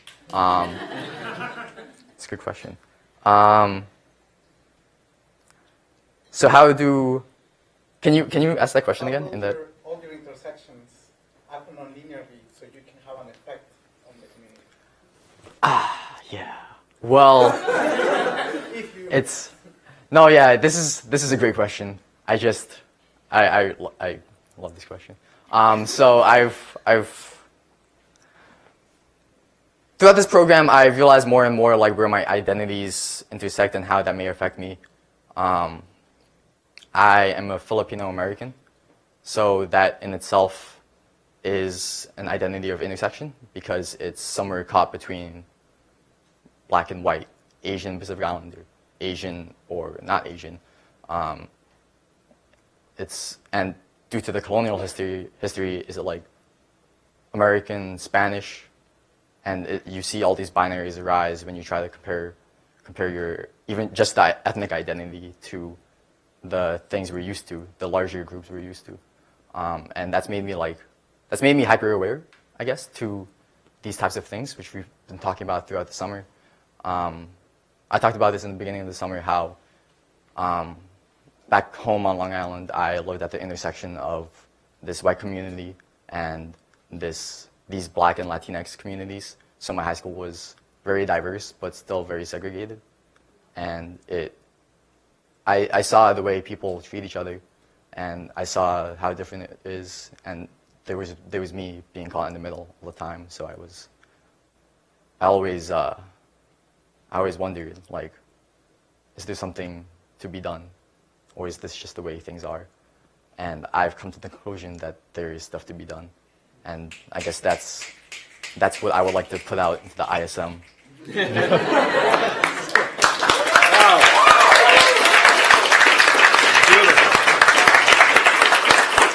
think it's a great Thank place to pause. Thank you so much, Jamie. Hey, we're all proud of them. We're all claiming them. So that's a wonderful and beautiful place to pause for now. We're going to have a short break so that you can take care of your needs, coffee among others. And we're going to gather back at, I believe, about 10:50 or so. Maybe 10:55 to get started with the second half of our talks. We got more great science and evidence of growth and learning to go. One thing I forgot to mention, and it's written on that piece of paper. Dooney, what did you text me about?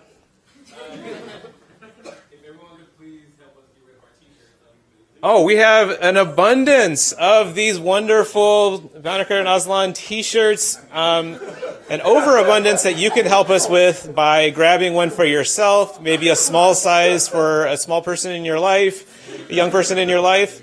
And I was thinking of my kids, but did you know I just dabbed, so that was awesome. And we'll gather back soon, so enjoy your break. See you soon.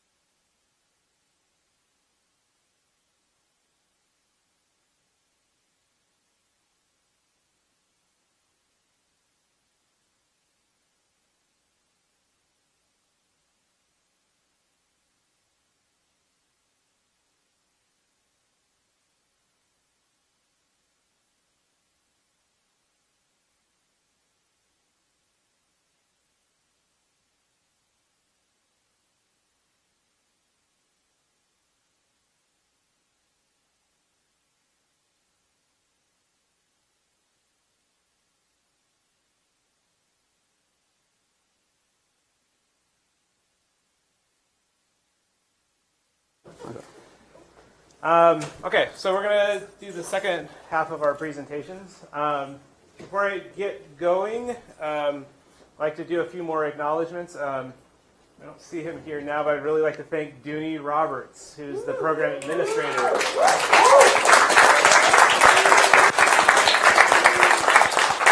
okay if you don't see him. We all know who he is, and we've all felt his presence and assistance throughout the summer. He's the one who keeps the gears grinding smoothly.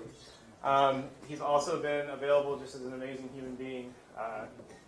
Highly knowledgeable, well-read. You can always find him with a book. And so I'd just like to thank him. And one other person who, oftentimes when we're talking about astrophysics, we talk about observing the effects through light of unseen things. Things that you don't normally notice until you're looking hard or you are under the direct influence of them. And since the very first summer, the very first day of the very first summer program, one of the graduate students here at Harvard in the Harvard Astronomy Department has been there, helping with programming, helping with giving advice, being available at a moment's notice. In the past summers, teaching classes, always in the classroom, even if he's not teaching, to lend support and assistance to the students who are there. So I'd really like to thank you, John Arbon Lewis.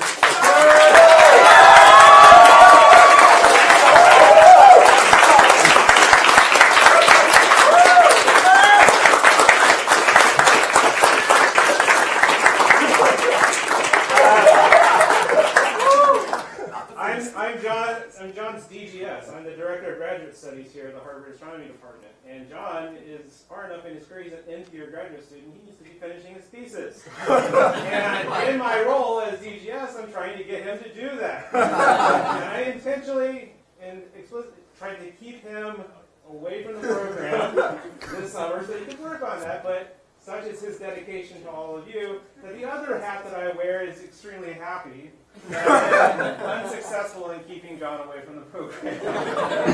So thank you for pushing your way back in and being there for the students as always. All right. All right, so let's continue with the talks. I don't know, is somebody going to do the lights? Yeah. Oh, let's thank Tyler Valentine for being our tech support up here in the front. We're going to be hearing from him later on in this session. So I'd like to turn the stage over to Luis, who's going to talk to us about what lights up a galaxy bridge. All right, cool. Can you all hear me? Yeah? Okay.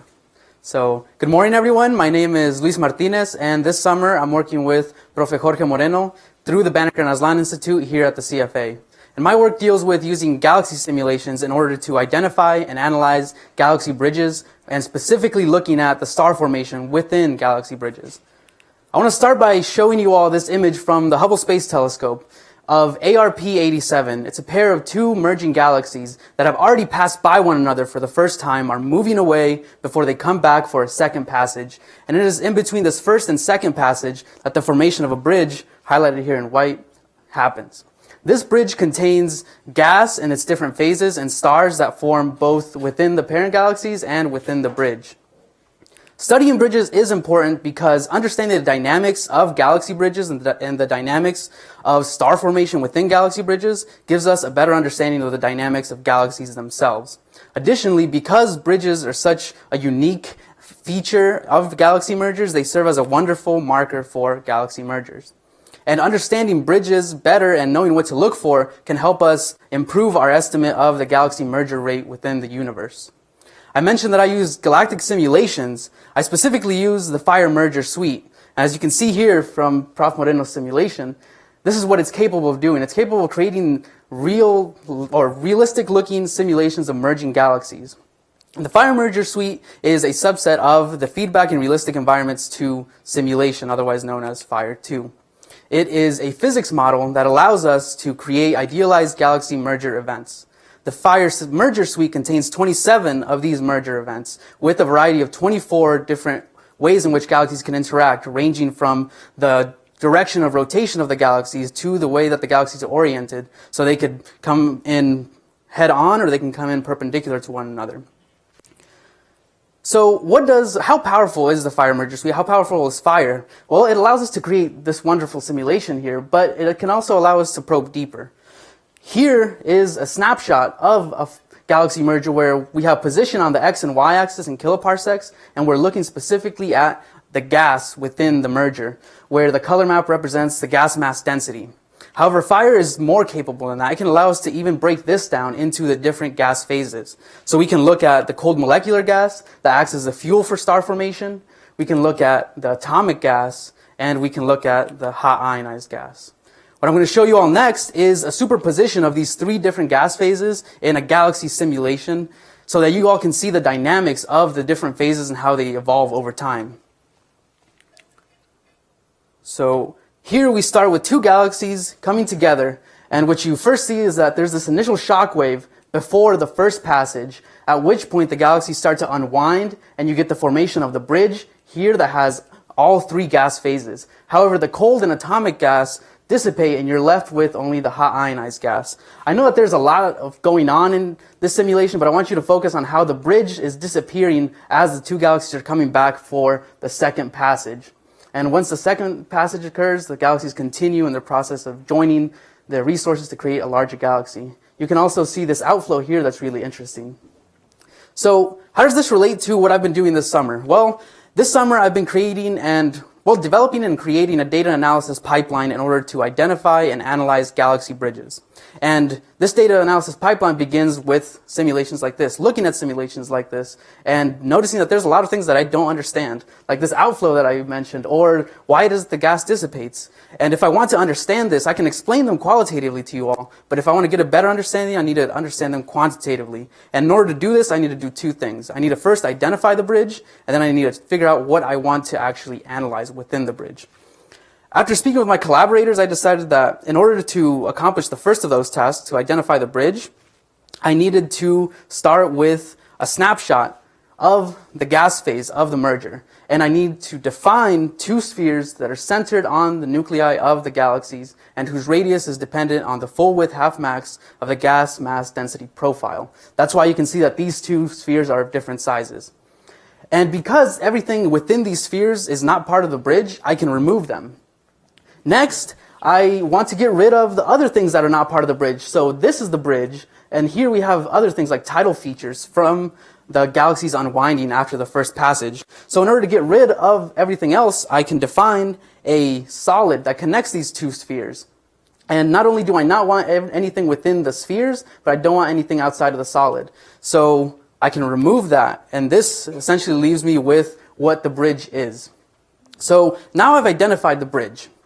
But how do I go about analyzing it now? What am I going to analyze? What am I going to look at? Well, I can use star formation theory in order to figure this out, where you begin with cold molecular gas, and it's only the most dense, gravitationally bound cold molecular gas, the gas that forms stars. So if I look at the cold molecular gas plotted here, where you have time on the x-axis in millions of years, and 0 is defined as the first snapshot at which I identify the bridge, and on the y-axis, I have the component ratio, which is the amount of component in the bridge divided by the amount of any component in the total simulation. So what you see here is that there are 2 very noticeable peaks. There's this first one that is a result of cold molecular gas that forms within the galaxies and is funneled into the bridge as it forms. The second peak, and this first peak is generally less dense gas, so it dissipates over the course of a couple tens of millions of years. I know that sounds long, but it's pretty short. This second peak is cold molecular gas that forms within the bridge due to the gravitational torque that compresses gas clouds. So when we try to think about where do we expect to see star formation, we can think about it in 2 ways. In general, you can expect that wherever you find cold molecular gas, you expect to see star formation. However, if it is only the most dense cold molecular gas, the gas that forms stars, then this compressed gas that is formed within the bridge should form more stars. So when we look at the star formation rate, we can see that there's something that immediately piques our interest here between 3 and 500 million years. And when we superimpose the cold molecular gas on top of it, we can see that, as I mentioned before, on average, wherever you find cold molecular gas, you tend to find peaks in star formation. However, it is in the gas that's formed within the bridge where you see this large peak. And here, the ratio, the peak almost goes to about 9, possibly 10% of the total star formation in this moment, and in the entire merger. So what are the implications of this? Well, we first have to recognize that this is the first study to consider the presence and the formation of cold molecular gas in the galaxy bridge and how that is correlated to the star formation. Here I have another spatial plot of a zoomed in view of the bridge at 350 million years after it was first identified. And you can see that there are the 3 different phases. However, the cold molecular gas is only found in these really dense clumps. And this is where I hypothesize all of that star formation from the previous slide, that sharp peak is happening. So future work for me includes quantifying this correlation between the presence of cold molecular gas and the creation of cold molecular gas in the bridge and star formation rate. And the way that I'm going to do this is by applying the data analysis pipeline that I developed this summer to the 26 other mergers in the FIRE merger suite. Additionally, I'm interested in looking at connections between certain bridge properties and parameters of the merger. So I'm interested in seeing what parameters cause these gravitational torques that compress gas into cold molecular gas, and which ones don't, because some simulations form a very tenuous bridge that has little gas and little star formation, yet the simulation that I showed you today, the merger that I've been talking to you about today, has a very strong bridge that forms cold molecular gas and forms stars. So this concludes the speaking portion of my presentation, but before I open it up for questions, I do want to give some acknowledgments. I want to give special thanks to Seth, a graduate student here at the CFA that's helped me a lot this summer and has made this talk possible. I want to specifically thank the custodians at the CFA and Child Hall because, as Professor Johnson mentioned, they're the ones that keep academia running, and everyone else on this slide. So with that, I will open it up for questions.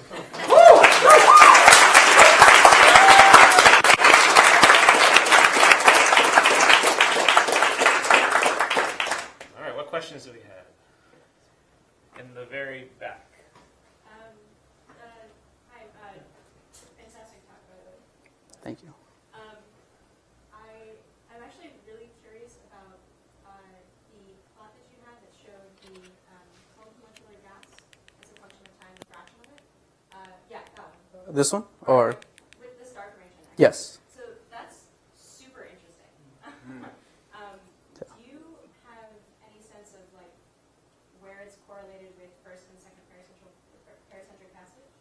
Like time-wise? Yeah, time-wise. So I think that, the x-axis is showing that. So 0 is defined as, maybe I think 10 to 20 million years after the first paracentric passage. And when you hit to when you go to 800 million years, this is right before the second paracentric passage. It's right in the middle. I see. Okay. Yeah. So there's a kind of rise and fall and then another rise and fall of the cold molecular gas fraction between first and second paracentric passage. Yes. So, and you can actually see this.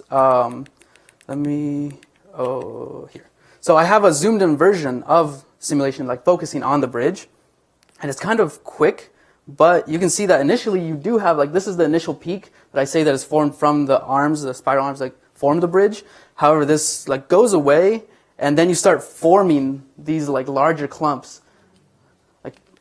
And then that keeps on going, and that all dissipates, and the bridge more or less disappears, and the galaxies then start coming back for the second paracentric passage. But, yeah. Yes, I have two questions. First, can you skip your PhD and just be my postdoc? The second one is, by looking at the contents of the bridge and star formation, do you think there is a way for us to use that as a clock, as to how far, or how long in the past we had the first paracentric passage? Kind of following up on Kevin's. So you're saying if you actually observe a galaxy? If we observe a galaxy and there is a burst of star formation in the bridge, if we can use that as a clock on when the first passage took place, do you think that's doable? I think that would be doable if I am successful in looking at. So I talked about how I want to correlate certain bridge properties to certain orbital parameters. I think that if I am able to do that, then if you know the orbital parameters of whatever merging system you're actually observing, I think that you could be able to go back and say, okay, this is where we expect this to happen. Yeah. All right, let's thank Luis.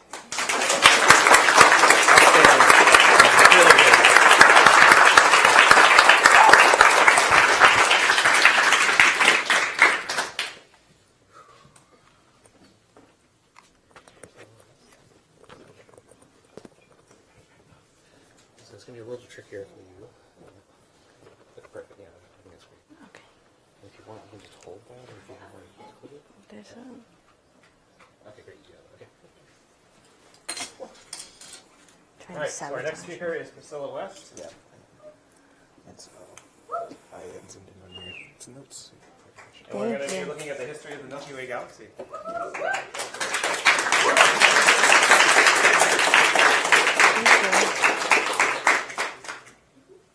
Okay. Good afternoon, or I guess it's not afternoon yet, so good morning still. I'm Priscilla West, and I'm a student at the Banneker and Aztlán Institute, and I did research this summer with Professor Charlie Conroy and with Dr. Philip Cargyle. And so I just wanted to start off by asking, how many people here have actually seen the Milky Way with their unaided eye? Yeah, how remarkable is the magnitude of just that small strip of the disk that we can see in our night sky? It's pretty amazing. And so today I'm going to talk about how we can understand more about the formation and evolution of the Milky Way by studying its stellar halo. And understanding more about this is really important because understanding more about our own galaxy's formation history, which is really difficult given that we're inside of it and it's very hard to analyze a system with which we are within, will tell us more about galaxy evolution as a whole and help us understand more about how our universe has gotten to the point at which it's at today. And so with that, let's talk about the stellar halo. So the Milky Way is made up of many different components, right? There's the thin disk, which has the youngest stars. There's a lot of gas in this area as well. And then the thick disk has slightly older stars. We'll call them middle-aged. The bulge around the center, not that there's anything wrong with that. the bulge, you're welcome, around the center of the galaxy has even older stars than any found in the disk. But the halo is where the oldest stars in the galaxy are found. And this is really important because this makes this a great area, a key area for understanding more about the formation and evolution of the galaxy as a whole, because it's essentially a fundamental building block of the galaxy. And so what makes up the actual stellar halo are globular clusters, disrupted dwarf galaxies, open clusters. And I want to show you this simulation done by Johnston and Bullock, and it is showing the actual formation of the Milky Way stellar halo. And so what you're seeing, all of these different colored blobs are clusters, globular clusters, dwarf galaxies, and they're interacting with the Milky Way there at the center of our galaxy, or the Milky Way in general, our galaxy. And as you can see, once they start kind of joining our galaxy, the shape of them changes, and they turn into these very stream-like shapes. And you can think of the stellar halo as kind of a lake. A lake can be made up of many different streams that are leading into it, and you can look at a sample of water from the lake. You can look at its chemical composition, maybe its velocity profile, and you can determine where did this water come from, what stream did it come from. You can do the exact same thing with the stellar halo. We look at these stars, and we can look at their velocity, not just their radial velocity, and their chemical composition, and we can determine what streams, and therefore what clusters they were originally a part of. And so, what that looks like in our actual night sky is this. This is a picture from the SDSS collaboration. This is the Milky Way. And this is what the sky looks like in the northern hemisphere and in the southern hemisphere. And I really wanted to highlight specific streams. They're color-coded based off of whether they're all from the stars are from the same cluster or not. And you can see, especially in this blue one over here, this very apparent stream-like shape. And so, using the velocity and chemical composition, we can learn more about these stars. So how we're doing that, the data that we're using for that, partially is from Gaia. Gaia is a survey that is going on right now. This is an artist's interpretation of what the instrument looks like. It's actually out in our solar system right now. And it's using parallax to determine the distance, right ascension, declination, and proper motion for about 1 billion stars. And that's really remarkable. It's great to have all these parameters. However, it is only determining the radial velocity for the brightest stars, and specifically, as of right now, stars with a G magnitude of 12 or brighter. And the halo, like I said earlier, is made up of very old stars, and they're very far away, so they're very faint. So our stars, actually, that we're interested in looking at can have a brightness as low as a G magnitude of like 18. And so that's because of the instrument that we're using. And so this prevents a significant portion of the stars we're interested in looking at from having their radial velocity measured as a part of this data. And why that's really important, why we even need the radial velocity, is because this helps us understand more about the actual velocity of the stars as a whole. So proper motion gives us, for example, like the Vx and Vy gives us two components of velocity, but that third component that we really need to analyze the dynamics of the stars comes from radial velocity. So without it, we can't learn anything about the velocity. And so that is why spectra is needed for the complete picture. So H3 is a survey being done by Professor Conroy's research group, and it stands for hectoshell in the halo at high resolution. This is hectoshell, the instrument for which about 100,000 spectra are being obtained. And this spectra is going to obtain that missing radial velocity component, as well as the composition of these stars.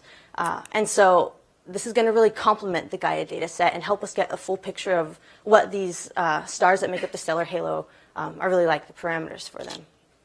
So what I did this summer, the very first thing I did, was matching catalogs, was matching specifically Gaia and H3.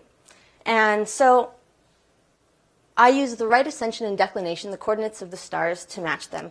I wrote a code that found the minimum distance between the stars in each catalog and matched them that way.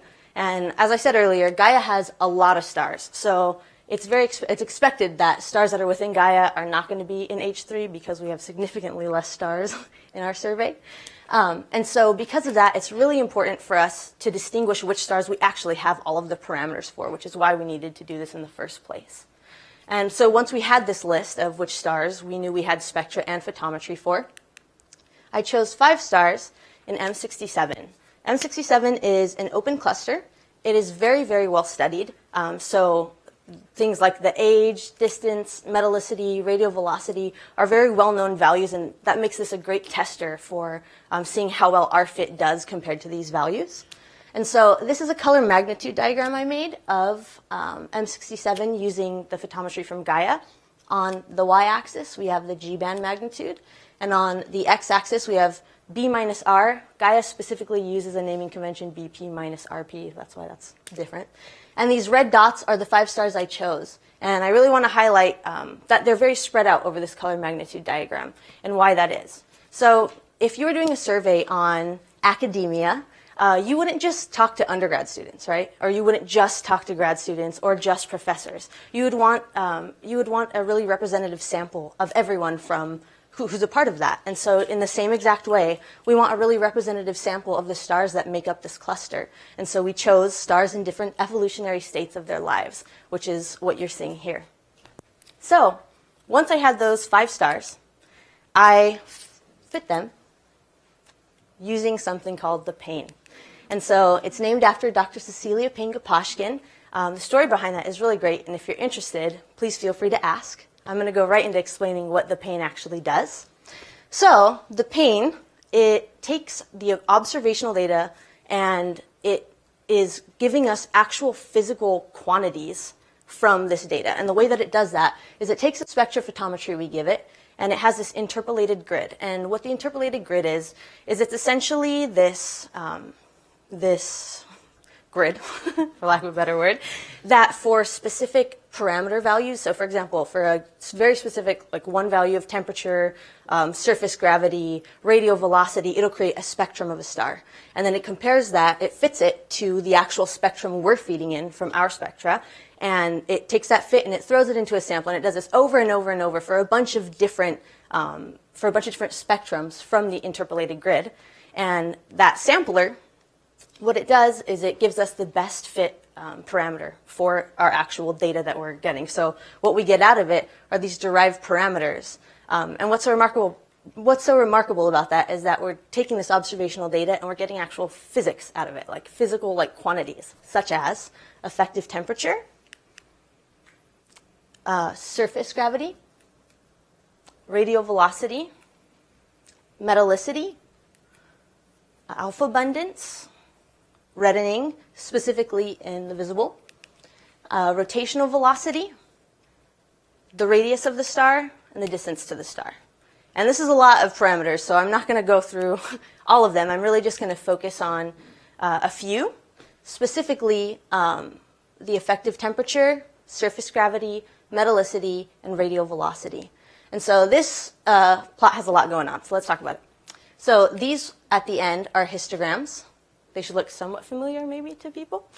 So this is showing you the fit for each of the actual individual values. So this is the temperature, surface gravity, metallicity, and radial velocity. And as you can see, for the most part, they're very well constrained. They have a nice Gaussian distribution for them. There is something funky going on with this metallicity, right? It has a bimodal distribution present. And it's obvious that some error has occurred. And that this is the least constrained value, and we're going to get more into that in the next slide. But I really want to talk about something really fascinating about corner plots is that these plots within here, these are actually showing the relationship, correlations between multiple parameters. So this is a plot of the radial velocity and the effective temperature, and metallicity and effective temperature. So this allows you to look at any correlations that might be present in your actual parameters that you're looking at. And so I also would like to show you the fit for a spectrum. So this is the Payne's fit for a star. And in the black, that's the actual spectrum of the star that was observed. And the purple over it is the fit that the Payne did. And this is actually quite a small range of wavelengths. It's 200 angstroms. And why this wavelength range was chosen was because there are a lot of very strong lines present, which gives us a really good value for radial velocity. And there's also, if you can see these 3 lines, this is a magnesium-1 triplet, and it is especially sensitive to surface gravity. So it fluctuates based on that, and so this also helps us constrain the value for surface gravity very well. So let's talk about that metallicity, right? This is a plot of the different metallicity values from the stars that I ran through the Payne compared to the literature value.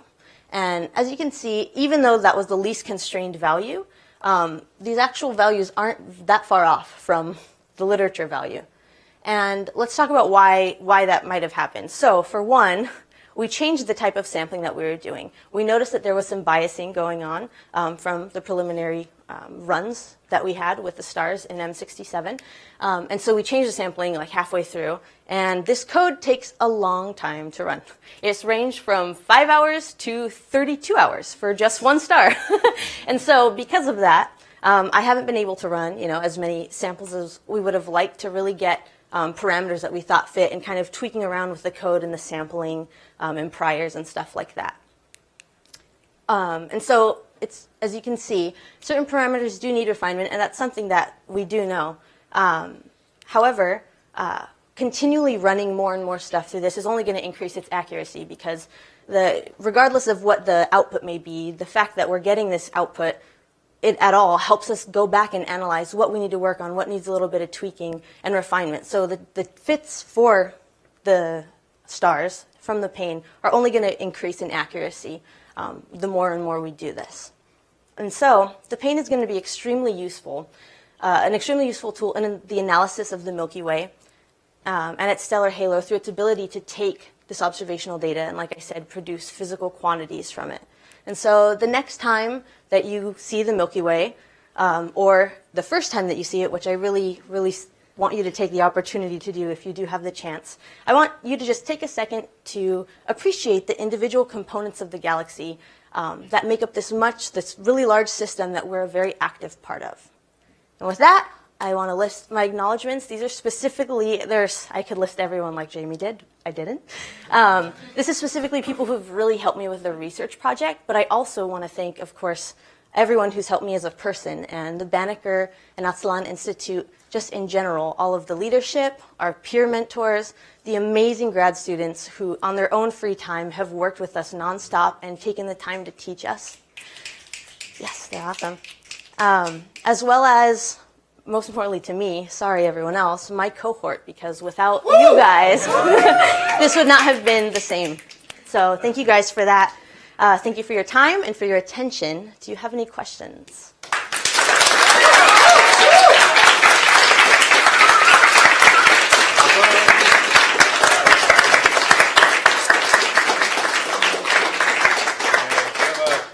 Couple of questions back here. So Darren with his hand up, and then okay, so I just want to, I guess more clarifying question. So you're using 100,000. So you have spectra on 100,000 stars, roughly speaking, and you're going to each of those do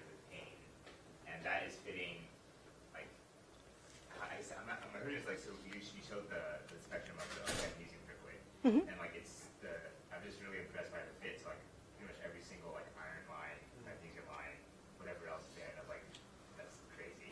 Yeah. So that spectrum specifically is not the one that was from that corner plot. That's actually I have it right here. That's this one. This is from a paper written by Dr. Yuan Senting, who wrote the pane, along with Dr. Philip Cargyle.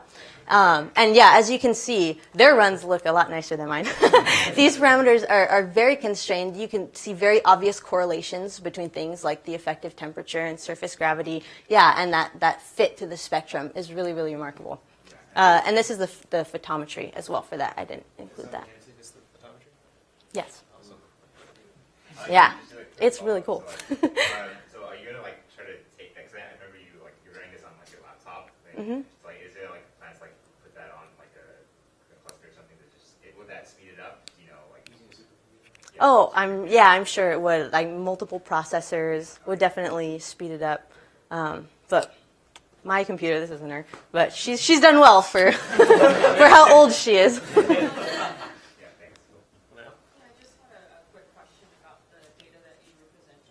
About your error bars, because I wonder if like there were some error bars associated with your data that like you may see an overlap with the literature. Yeah.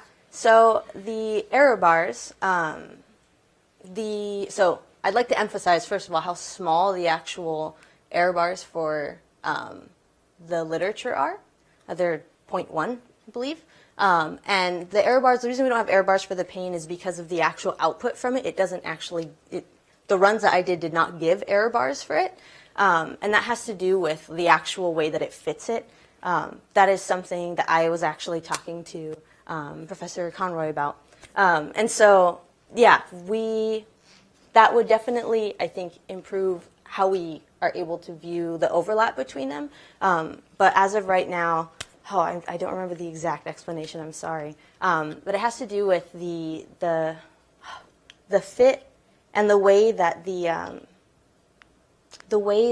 spectrum is fit. I don't remember exactly. I'm really sorry. There's a tendency for these spectral fits to greatly underestimate the error bars, so you often don't get a good sense of what the true error should be, particularly since it doesn't capture systematic errors. One more in the back here. This is actually, I didn't realize when I was looking at this during your talk. Wonderful talk, by the way. Thank you.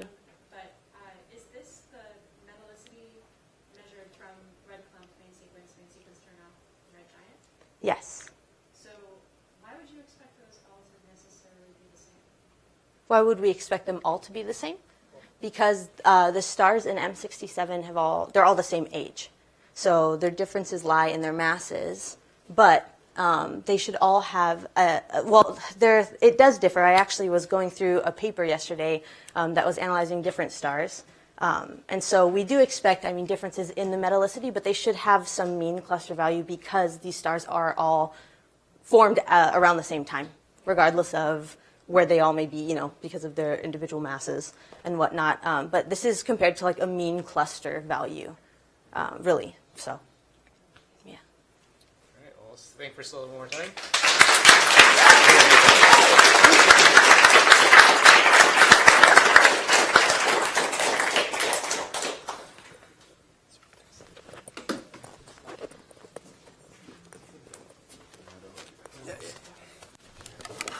Wait one second. Sure. All right, go ahead.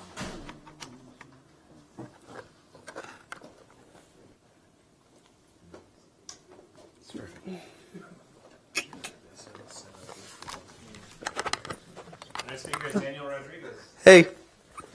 I kind of lost track of my little tracker thing. Oh no, thanks. I kind of want to start off by publicizing a event held by Mohira later on this year.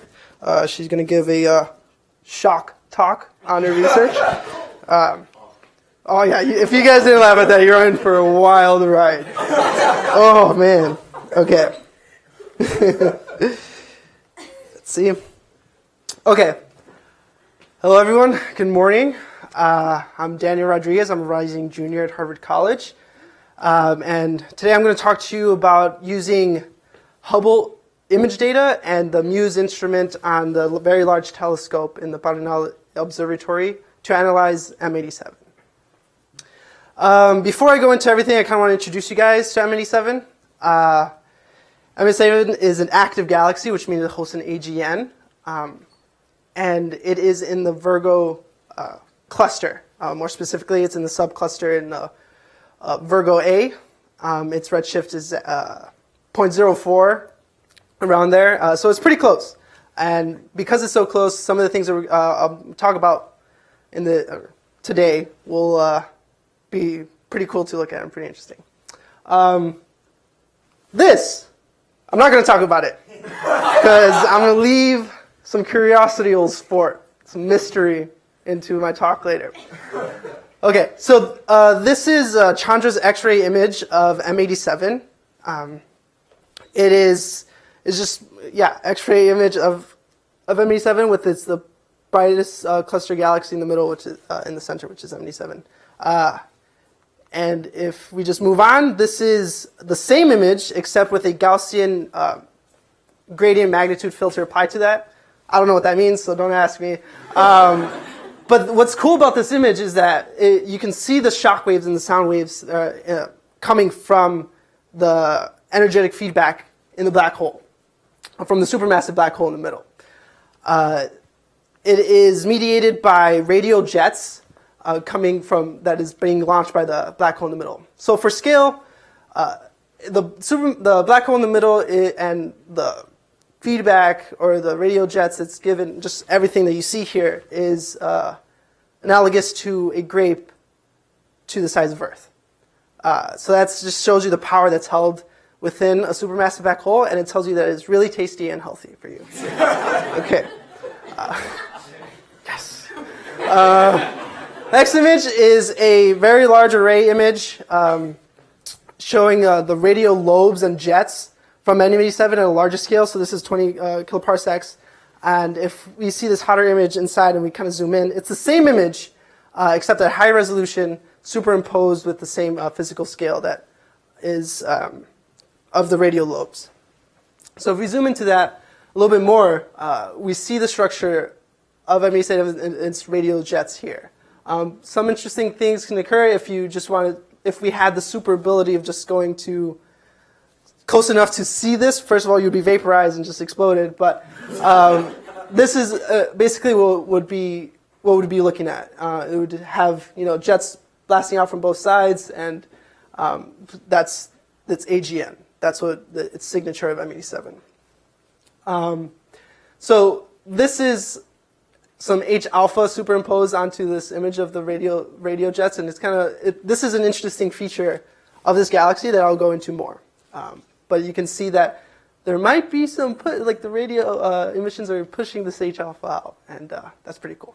So that leads me to my first image data set with Hubble with C3.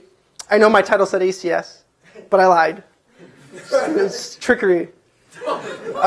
So with this data Grant provided for me, if you just get it raw, if you don't do any processing or anything and just slap it on the wall, you'll get something as I show you next. But first I have to explain the image, what the image package is. So I'm given about 215 picture or images of M87.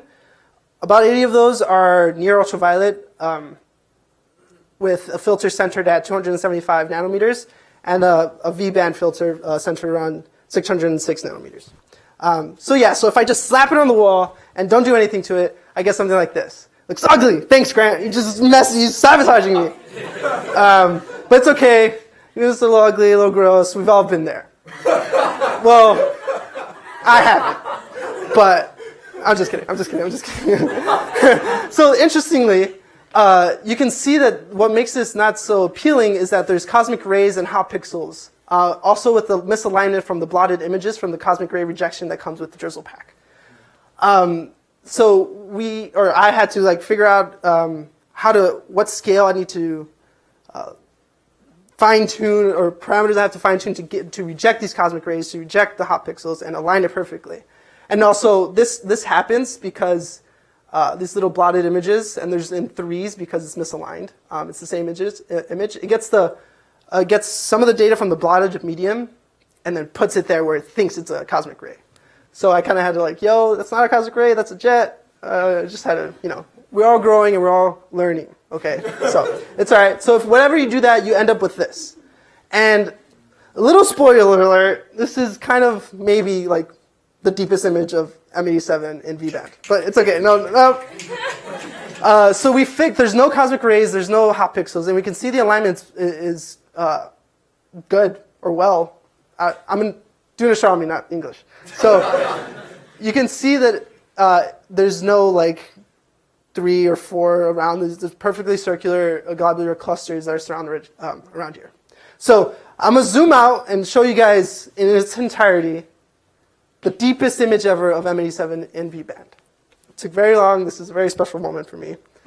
And there you go. Right. Okay, so whoa. So this is amazing because like you can see the supermassive black hole in the middle. It weighs about 1 billion solar masses, and it has a radius of equal to Neptune's radius of or orbit. Right.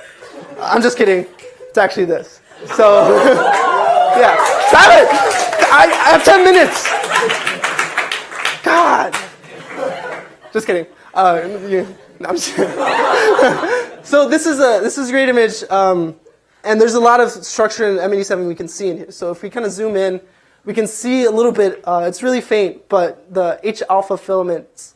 It's kind of like it's really hard to see here. I'll go into more depth when I talk about Muse, but you can see that the H alpha filaments, and then if I zoom into the middle, you can see like little shadows here, and that's the dust structure of M87. So that's all real. It's really deep. It's crazy. The high dynamic range of Hubble, and you can see like some very clearly globular clusters close to the brightest cluster galaxy, which is pretty insane.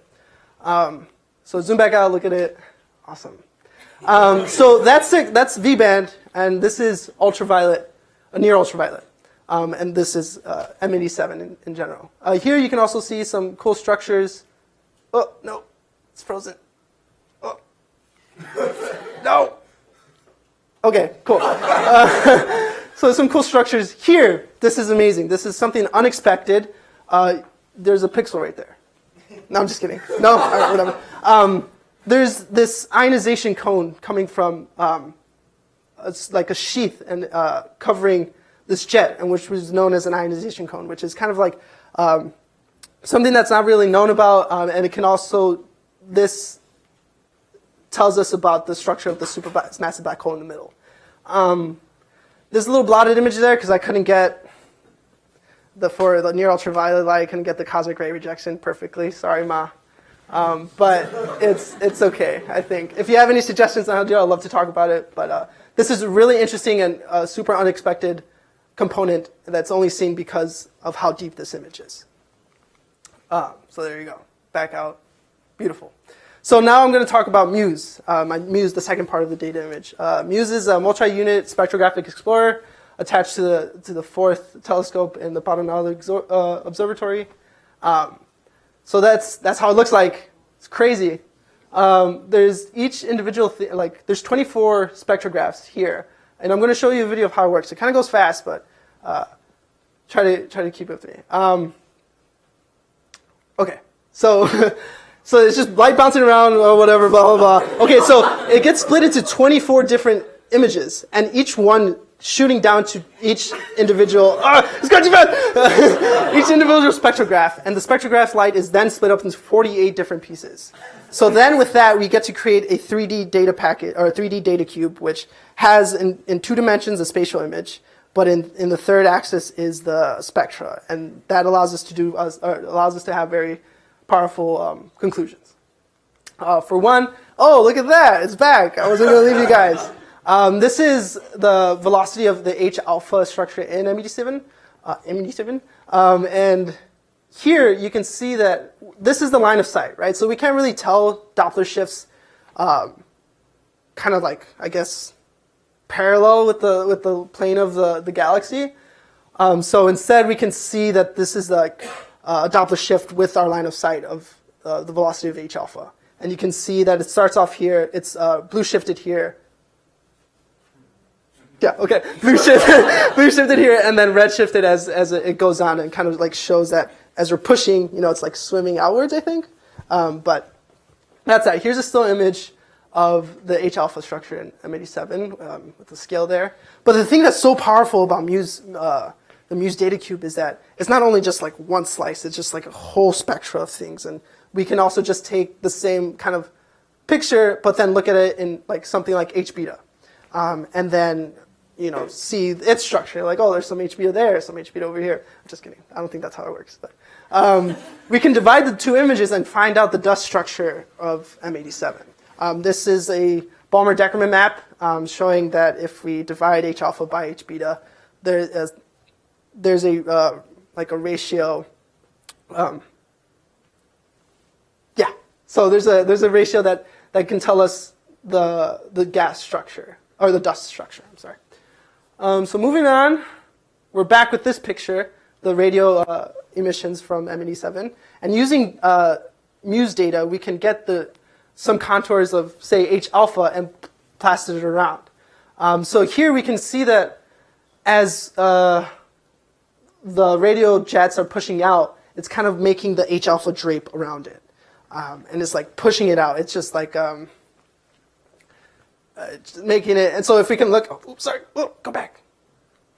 So in the future, we can see that the H alpha would like kind of would drape around this radio jet like I don't know, like a bubble coming from your boiling water in spaghetti or something, and then there's a buoyant force from the H alpha pushing this radio emission all the way through and just going to leave a wake of H alpha.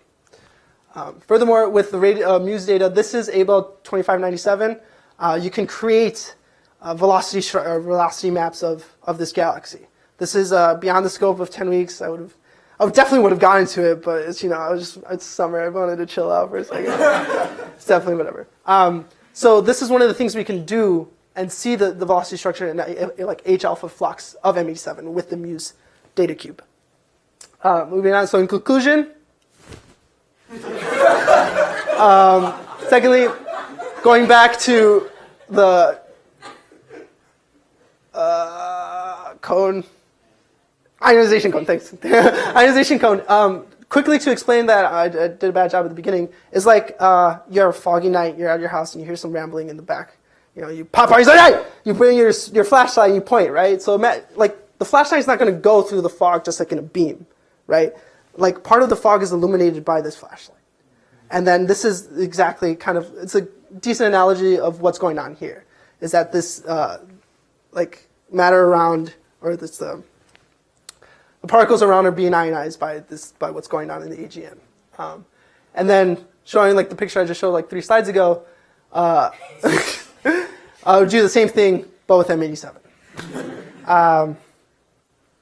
Acknowledgements. I don't want to repeat what my peers have said, but obviously the Banneker Institute and the leadership has greatly impacted my growth as a person this summer, and everyone involved, the affiliated students, the peer mentors, and the program mentors.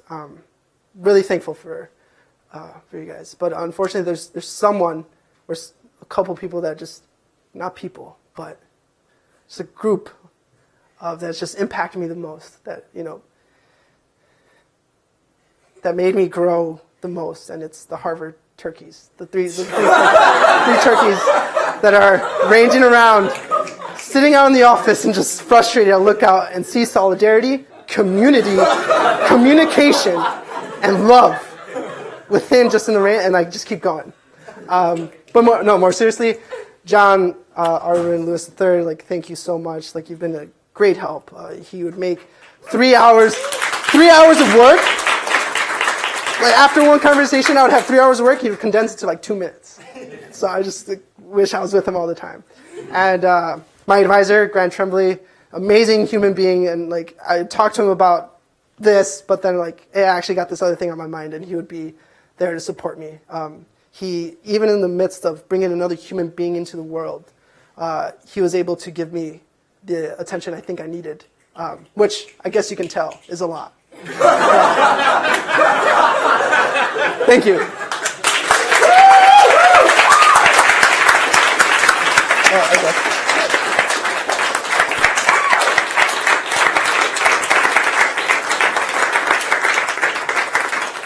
So when we were planning this, we knew by about this time in the morning people's energy would be flagging, and we strategically placed Andy. And it worked out though really beautifully. So thank you for keeping us all awake. Questions for Dan? I have the questions. Will you be here all week?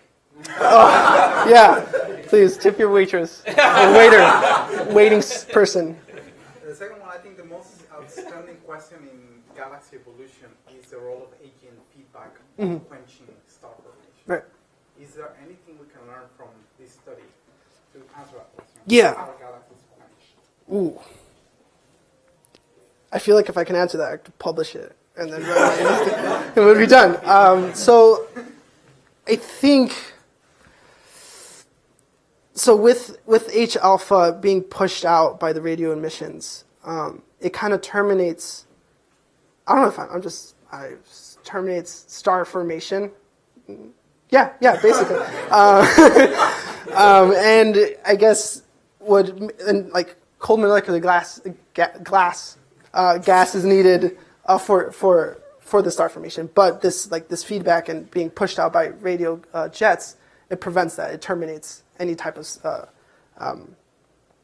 star formation. It just gets hotter and then it falls back down, and as it's cooled, but it gets back hot, and then there's just this weird going circle of hot and cold going on. So I think maybe.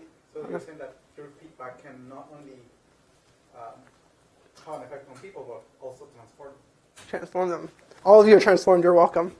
I'm just kidding. I'm just kidding. Any more questions? Thank you for being our bright agent. No? Question? There. Yeah.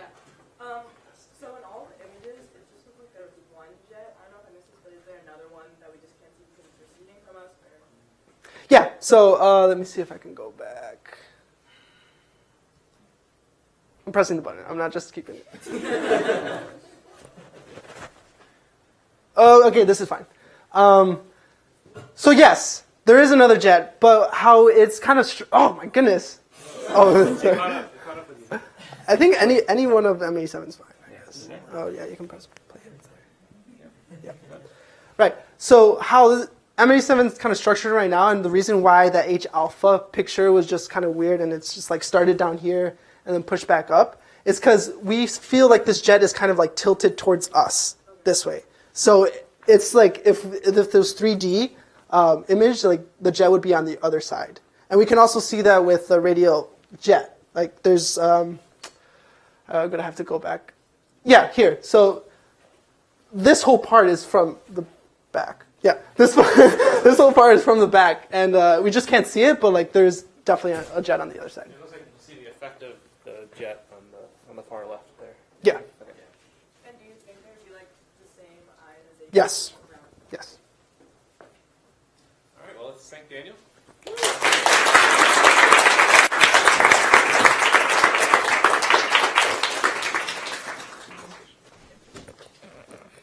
try to flip it as close to the middle as you can. Okay. You can even turn it sideways. Hello. Next speaker is Nisel. She's going to be talking to us about how she's been using machine learning this summer to study galaxy clusters.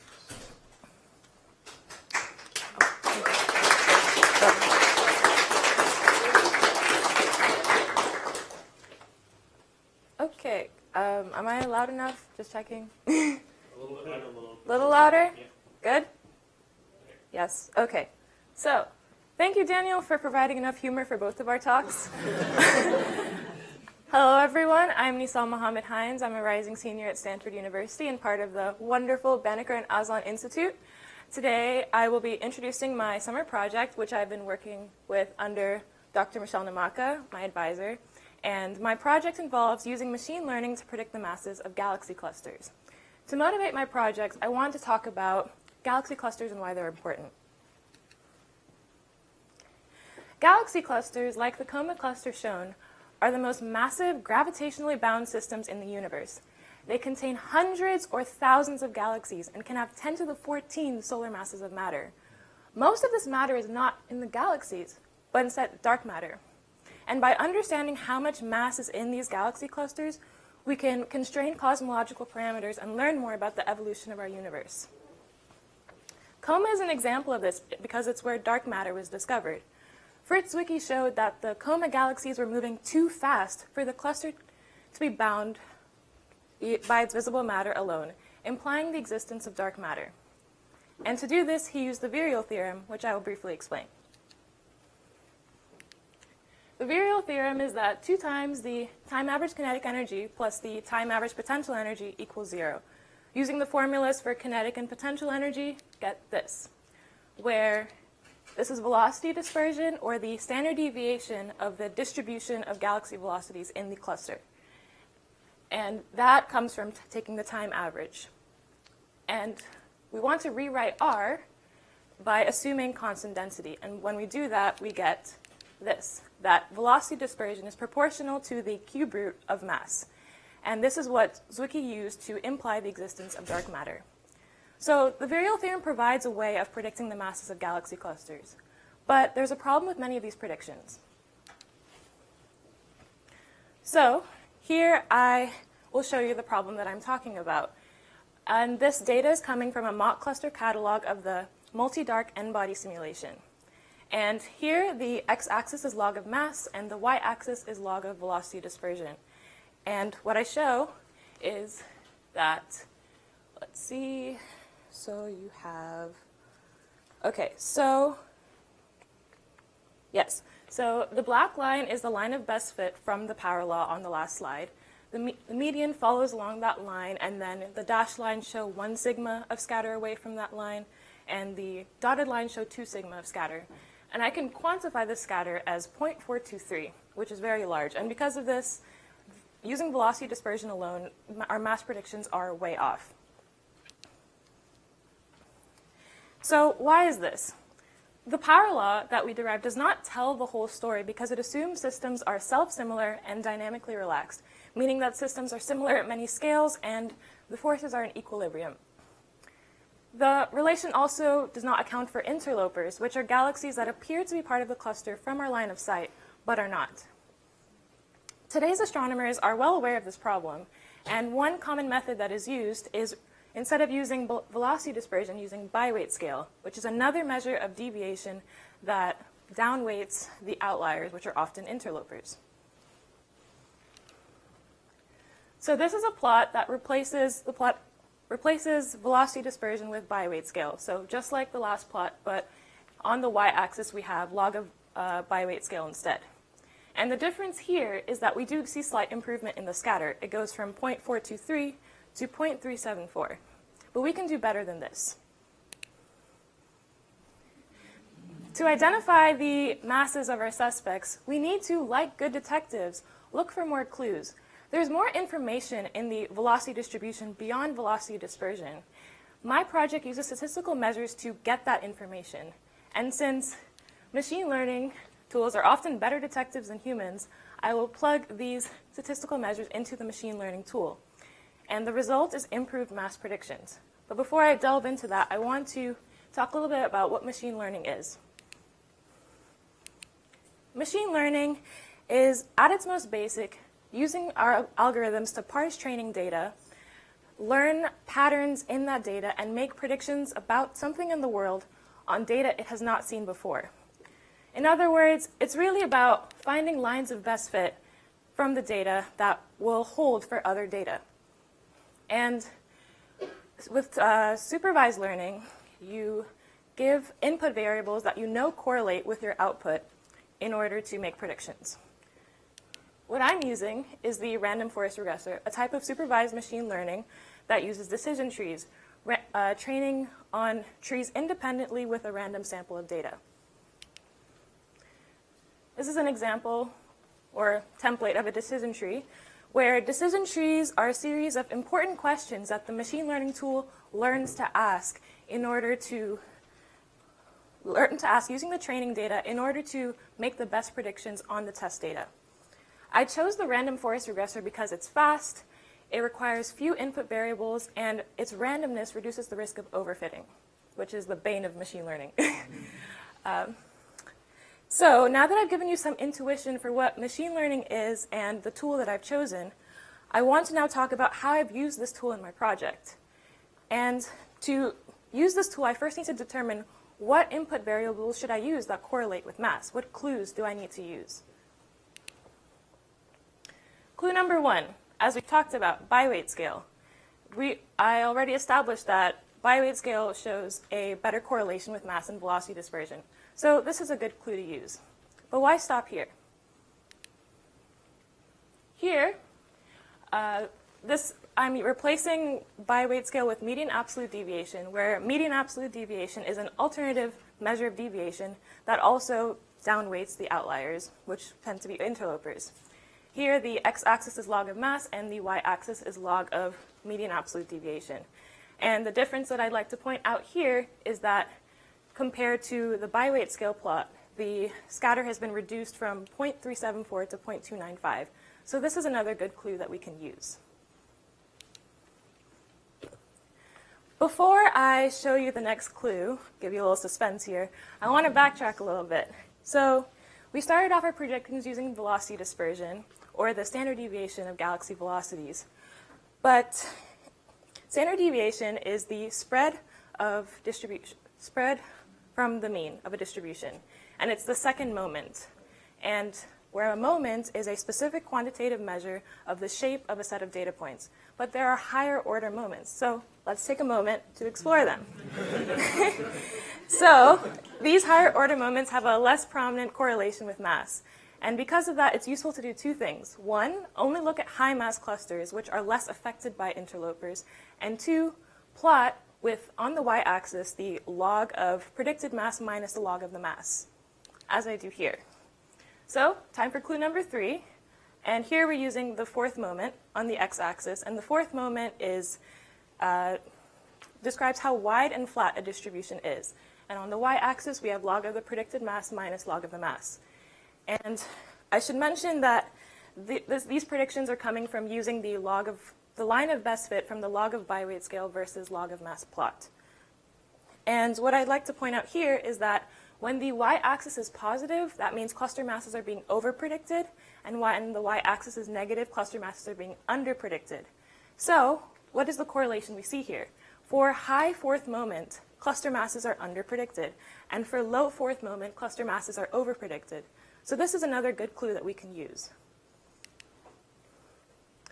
Similarly, repeating this process but using the sixth moment instead, we also see a correlation, where the sixth moment is similar to the fourth moment but is more sensitive to the tails. So sixth moment is on your x-axis, and log of predicted mass minus log of mass is on your y-axis. And the correlation we can find here is that for high sixth moment, cluster masses are over-predicted. And this is another clue that I use as well. So we have all our clues for the machine learning tool: by-weight scale, median absolute deviation, fourth moment, and sixth moment. And now we can hand these over to the machine learning tool and see the results. And this is the result. So after inputting the clues and training data, I predicted on test data and created this plot. And here, x-axis log of mass, y-axis log of predicted mass. And I want to point out two big takeaways from this plot. One, that this black line, which is the one-to-one line, is closely followed by the data points. And the scatter from this line is now 0.174, when with the by-weight scale plot, it was originally 0.374. So this is less than half of what it was originally. So in conclusion, my machine learning project reduces the scatter by a factor of 2 and predicts the mass of galaxy clusters twice as well as the common method that I talked about using by-weight scale alone. And with these improved predictions, we can better constrain cosmological parameters and learn more about the evolution of our universe. Thank you.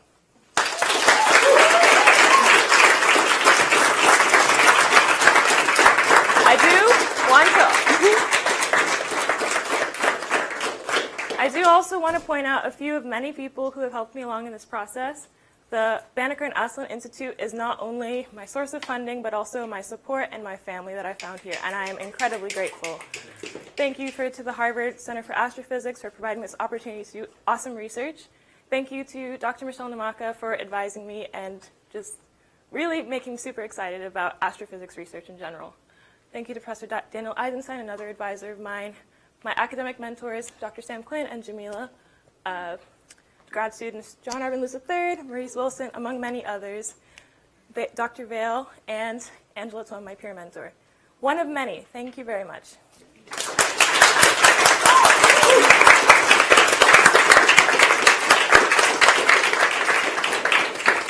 Questions? Yes.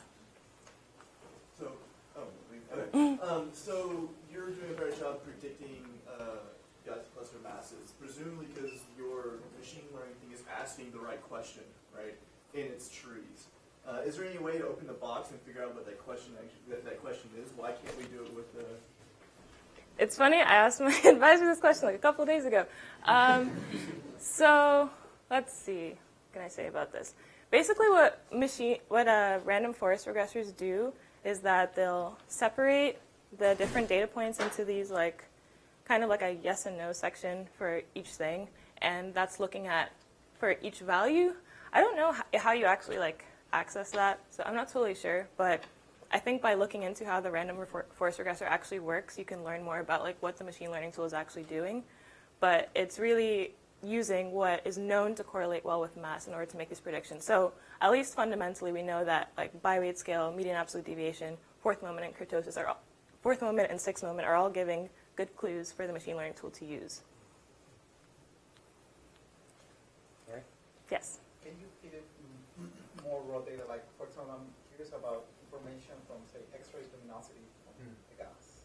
If you were to feed that into your machine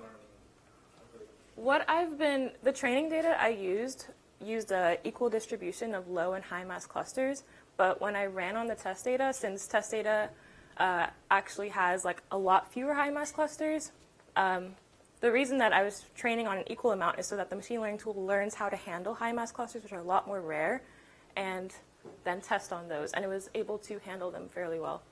So I think with the data that you're talking about, there's probably also rarity in high mass clusters, and it should show similar correlations. Yes?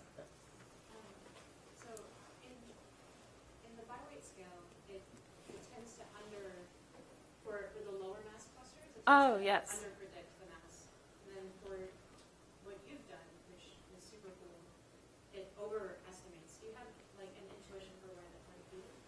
Actually, in both cases, they're being overpredicted on the low mass end. And I'm looking just at the median line. Oh, okay, I see. So for the machine learning tool, I can point that out. So because we have a hard limit at 14, well, 10 to the 14, I should say, casual number, the machine learning tool can't predict any lower than that. And because of that, at this low mass end, it's always going to predict higher. So at that edge, everything's being overpredicted. So what you would want to do when you have NOAA data you're working with is to train on a large range of cluster masses, but then your actual data will just fall within that range, so that way you don't run into this issue where things are being unusually overpredicted. Very nice. All right, well, let's thank Michelle.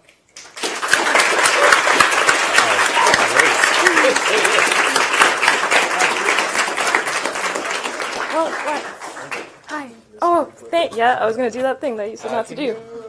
Tell the students have been working on their talks every single weekend since we've learned this is just...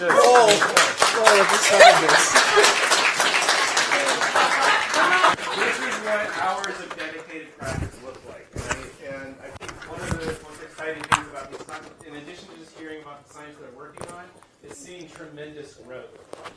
During the earliest practice sessions, there's always times when the students just try to get going and they freeze, or they don't have the vocabulary, and it's wonderful to see the result of that exponential climb as they both learn about their research and practice their talks, and we're seeing the culmination of an important process that can be applied to many areas of their lives. I'm just so excited. So we've reached the end, and our finale is something that has been a little bit hyped in the media. Yeah. And I've heard that this is, quote, hot fire. Yeah. And, Yeah. I am very much looking forward to this. So We have the fire department standing by. It's fine. The Cambridge Fire Department is on standby and nearby, just down the street. And our next and final speaker is going to be Tyler Valentine. Take it away. Cool.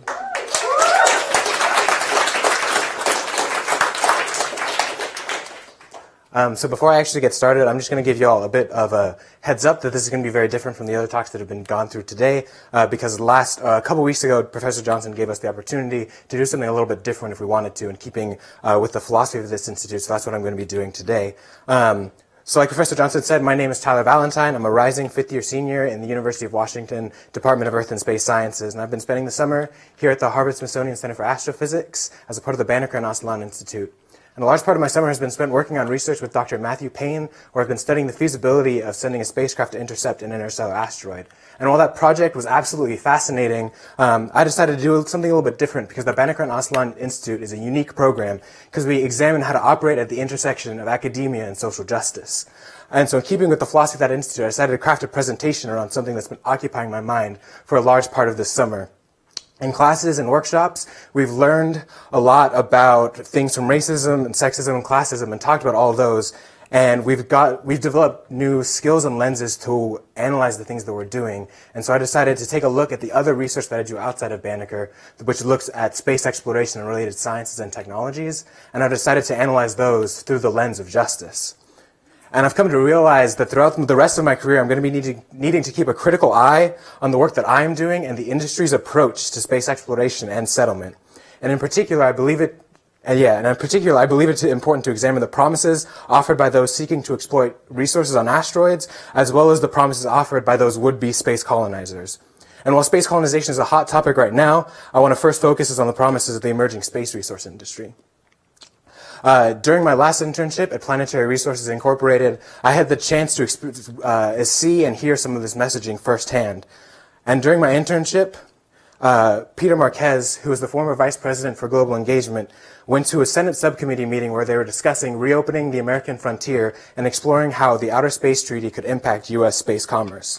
And during that meeting, he shared one of the philosophies of planetary resources and their approach to extracting resources from asteroids. And he said, the planetary resources exist to extract and utilize resources on asteroids that are needed for humanity to create a truly universal space economy, have a permanent presence in the solar system, and increase the quality of life for all people living on Earth. And this is a wonderful promise, but it contradicts with the reality that the quality of someone's life depends on far more than just the amount of material resources that are available to be consumed by society at large. But this idea reflects simply the Western capitalist lifestyle that has rapidly spread throughout the globe. And what this shows is that we have started to blur the line between a material good and a good life. And so what we're doing is hungrily consuming every resource that we can get our hands on, desperately hoping that that will improve our way of life. And through doing this, we have an insatiability that has caused us to enter into an ecological debt with the Earth. In a study published in 2011, it was found that humans, specifically those in developed nations, use more resources in a year than the Earth can possibly replenish. We tear down forests with abandon, and at the same time that we're dumping pollutants into the Earth. And while we're destroying the lungs of our planet, we're also blasting the tops off mountains and digging deep into the Earth's past to access hidden reserves of mineral resources and fossil fuels, just hoping that this will bring us closer to a good life. And so in keeping with this, planetary resources and deep space industries have sought to extract resources from every nook and cranny that the solar system has to offer, starting with asteroids. But if planetary resources or deep space industries are successful in extracting resources, can we really think that these resources will serve to benefit all of the people on this planet? Now, idealistically, yes, that would be fantastic. But again, that contradicts with our material reality. We as humans already use an unprecedented and extraordinary amount of resources, but these resources are not distributed collectively among us. And we can see that by the fact that the wealthy in Dubai have built a tower that pierces the sky. Yet on the other side of the world, the poorest of the Haitian people are forced to eat cakes made out of dirt, water, and salt to simply have something inside of their stomachs. And worse yet, just a few hundred miles to the north of Haiti, in the United States, we collectively waste over 150,000 tons of food every day. And so without addressing this underlying unequal, unjust, and inhumane distribution of the world's wealth, then space resources will not, in any sense of our imagination, serve to increase the quality of life of every human. It will instead serve to only deepen the pockets of the ultra-wealthy, in particular, the space barons.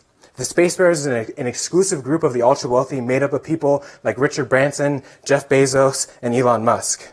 And these are the men and the main individuals that are currently competing to colonize the cosmos. These space barons have attempted to justify their competition by asserting the importance of the survival of humanity, thus continuing the legacy left by their starry-eyed forebears. One of those forebears was the early rocketry pioneer Robert Goddard, who at one point said, "The navigation of interplanetary space must be effected to ensure the continuance of the race. And if we feel that evolution has reached its highest point in man, the continuance of life and progress must be the highest end and aim of humanity, and its cessation the greatest possible calamity." And there's a whole lot wrapped up in that one quote that I don't have time to unpack right now, from anthropocentrism and racism to simply arrogance. I just want to point to the fact that the modern rocket billionaires might not explicitly state that same anthropocentric view that white men are the pinnacle of evolution, but they certainly share the belief that humanity should expand throughout the solar system and colonize other worlds. They have been heralded as great humanists because of their purported desire to save humans from the extinction that awaits us if we stay on Earth. Because it is we have a very realistic impending danger from climate change, and there is an ever-present threat of an asteroid impact. So realistically, humanity could be easily wiped out if we stay on Earth, because there's no planet B. Unless, as Elon Musk and others would suggest, we go through the process to create a backup planet. However, it's important to ask ourselves a number of questions with this approach. Most importantly, the things I want to look at today is who will this process save and what portion of humanity will be preserved, because not everyone can go to that backup planet. So will these future space settlements truly reflect the diversity of humanity? I think not, if we continue in the approach that we have right now. After all of the astronauts of the Apollo era were white men. The vast majority of astronauts today continue to be white men, as are the CEOs of major aerospace corporations and the majority of their employees. And it is doubtful that this will change in the future without massive movements. As such, if or when Elon Musk and Jeff Bezos successfully create human settlements in orbit on the moon or on Mars, they will overwhelmingly be occupied by wealthy white people from so-called developed nations. And they will, in no sense of the imagination, reflect humanity, nor will they serve to save all of us in our various and diverse and beautiful cultures that are on this planet if an extinction event occurs. However, the space barons would lead us to believe that just like asteroid-derived resources, their ideas for space colonization will inherently serve to benefit all of humanity. And their pursuit is built upon a naive idealism informed by reading and watching far too much science fiction. Because if you base your ideas on nothing more than science fiction imagery, you can easily delude yourself that by creating massive space stations traveling the stars and sending humans throughout the galaxy, that we can automatically create an almost utopic society. However, by analyzing the promises of space explorations through the critical lens of justice, we come to realize that space settlement does not offer the answers to our earthly struggles. So what I've attempted to show you all today and describe to you all is that the current capitalist approach to space exploration is fraught with problems. But space exploration itself doesn't have to be inherently negative. But we simply need, those of us that are working in this community need to keep a critical eye on the work that we're doing and the way in which it can influence the future. And we also need to start proposing and coming up with alternative approaches to the individualism that we're taught to relish in through capitalism. And one of the alternative philosophies is one that came to us from the Zulu people and was described to the members of the Banneker Institute by Dr. Nia Amara, which is the Ubuntu philosophy. The Ubuntu philosophy can be described by 4 Zulu words: Ubuntu, Ngumuntu, Ngabane, Abantu. And those 4 words, when translated in English, give us the idea and teach us that a person is a person through other people. And so it's important the Ubuntu philosophy asks us to realize that we would not be able to survive, let alone thrive, without our various communities and the people around us. And so instead of focusing our own individual needs and only those, it's important that we turn to the people sitting next to us and ask our neighbor what their needs are and ensure that we're putting those first before we focus on pursuing new capitalist pursuits. And with that, I would just like to acknowledge a few people. Banneker and Aztlán leadership in particular, Dr. Nehemiah and Professor John Johnson for just being fabulous people that have constructed this program and all the various beautiful things we've learned throughout it, as well as the B4 family around us, as well as our peer and program mentors. And I give a special shout out to Dooney for just making sure our program can keep going, Jamila for being the dopest peer mentor ever, and my advisor, Dr. Matthew Payne. Are there any questions, comments, or concerns?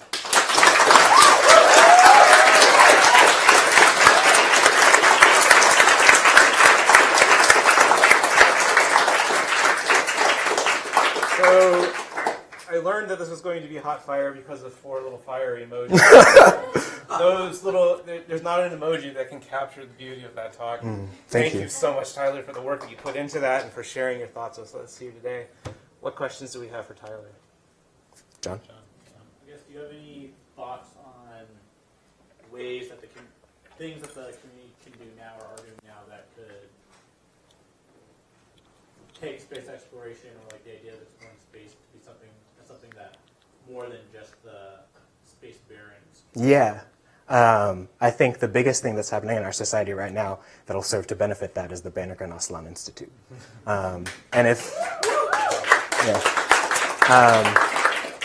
If this program continues to grow and thrive the way it's doing right now, I think that the people that are around and affiliated with this program and go through it will be those people that are leaving the forefront of these sort of movements that we need to actually make sure that space exploration and a whole bunch of other things don't continue to fuck up the planet.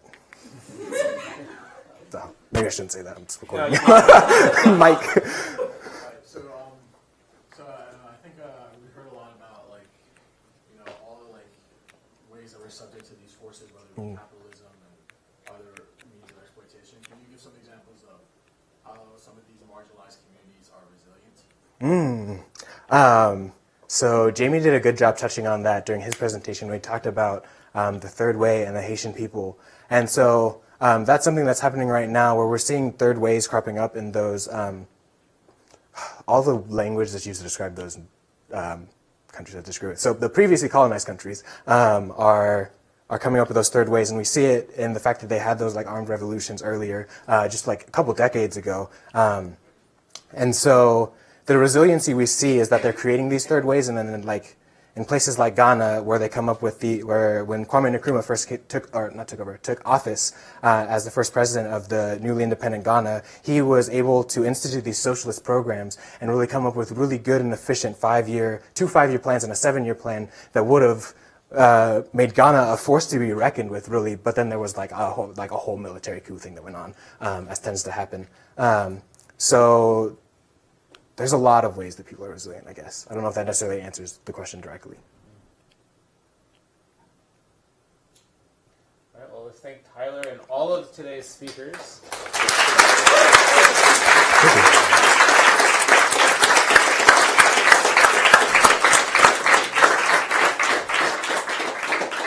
We have a lot to discuss with them. We're going to first do photos, but then we're going to have a community meal together where we can talk about what was presented.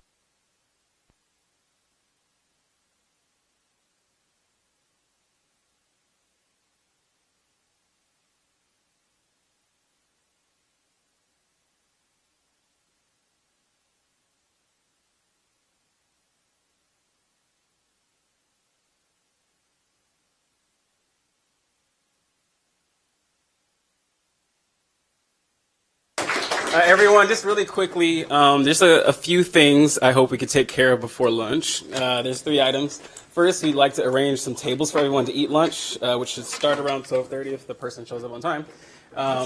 So there are some tables outside in the hallway that we can bring in and move the chairs around and make space. The next is to take their leftover breakfast to the graduate lounge in A building, if people can volunteer to do that.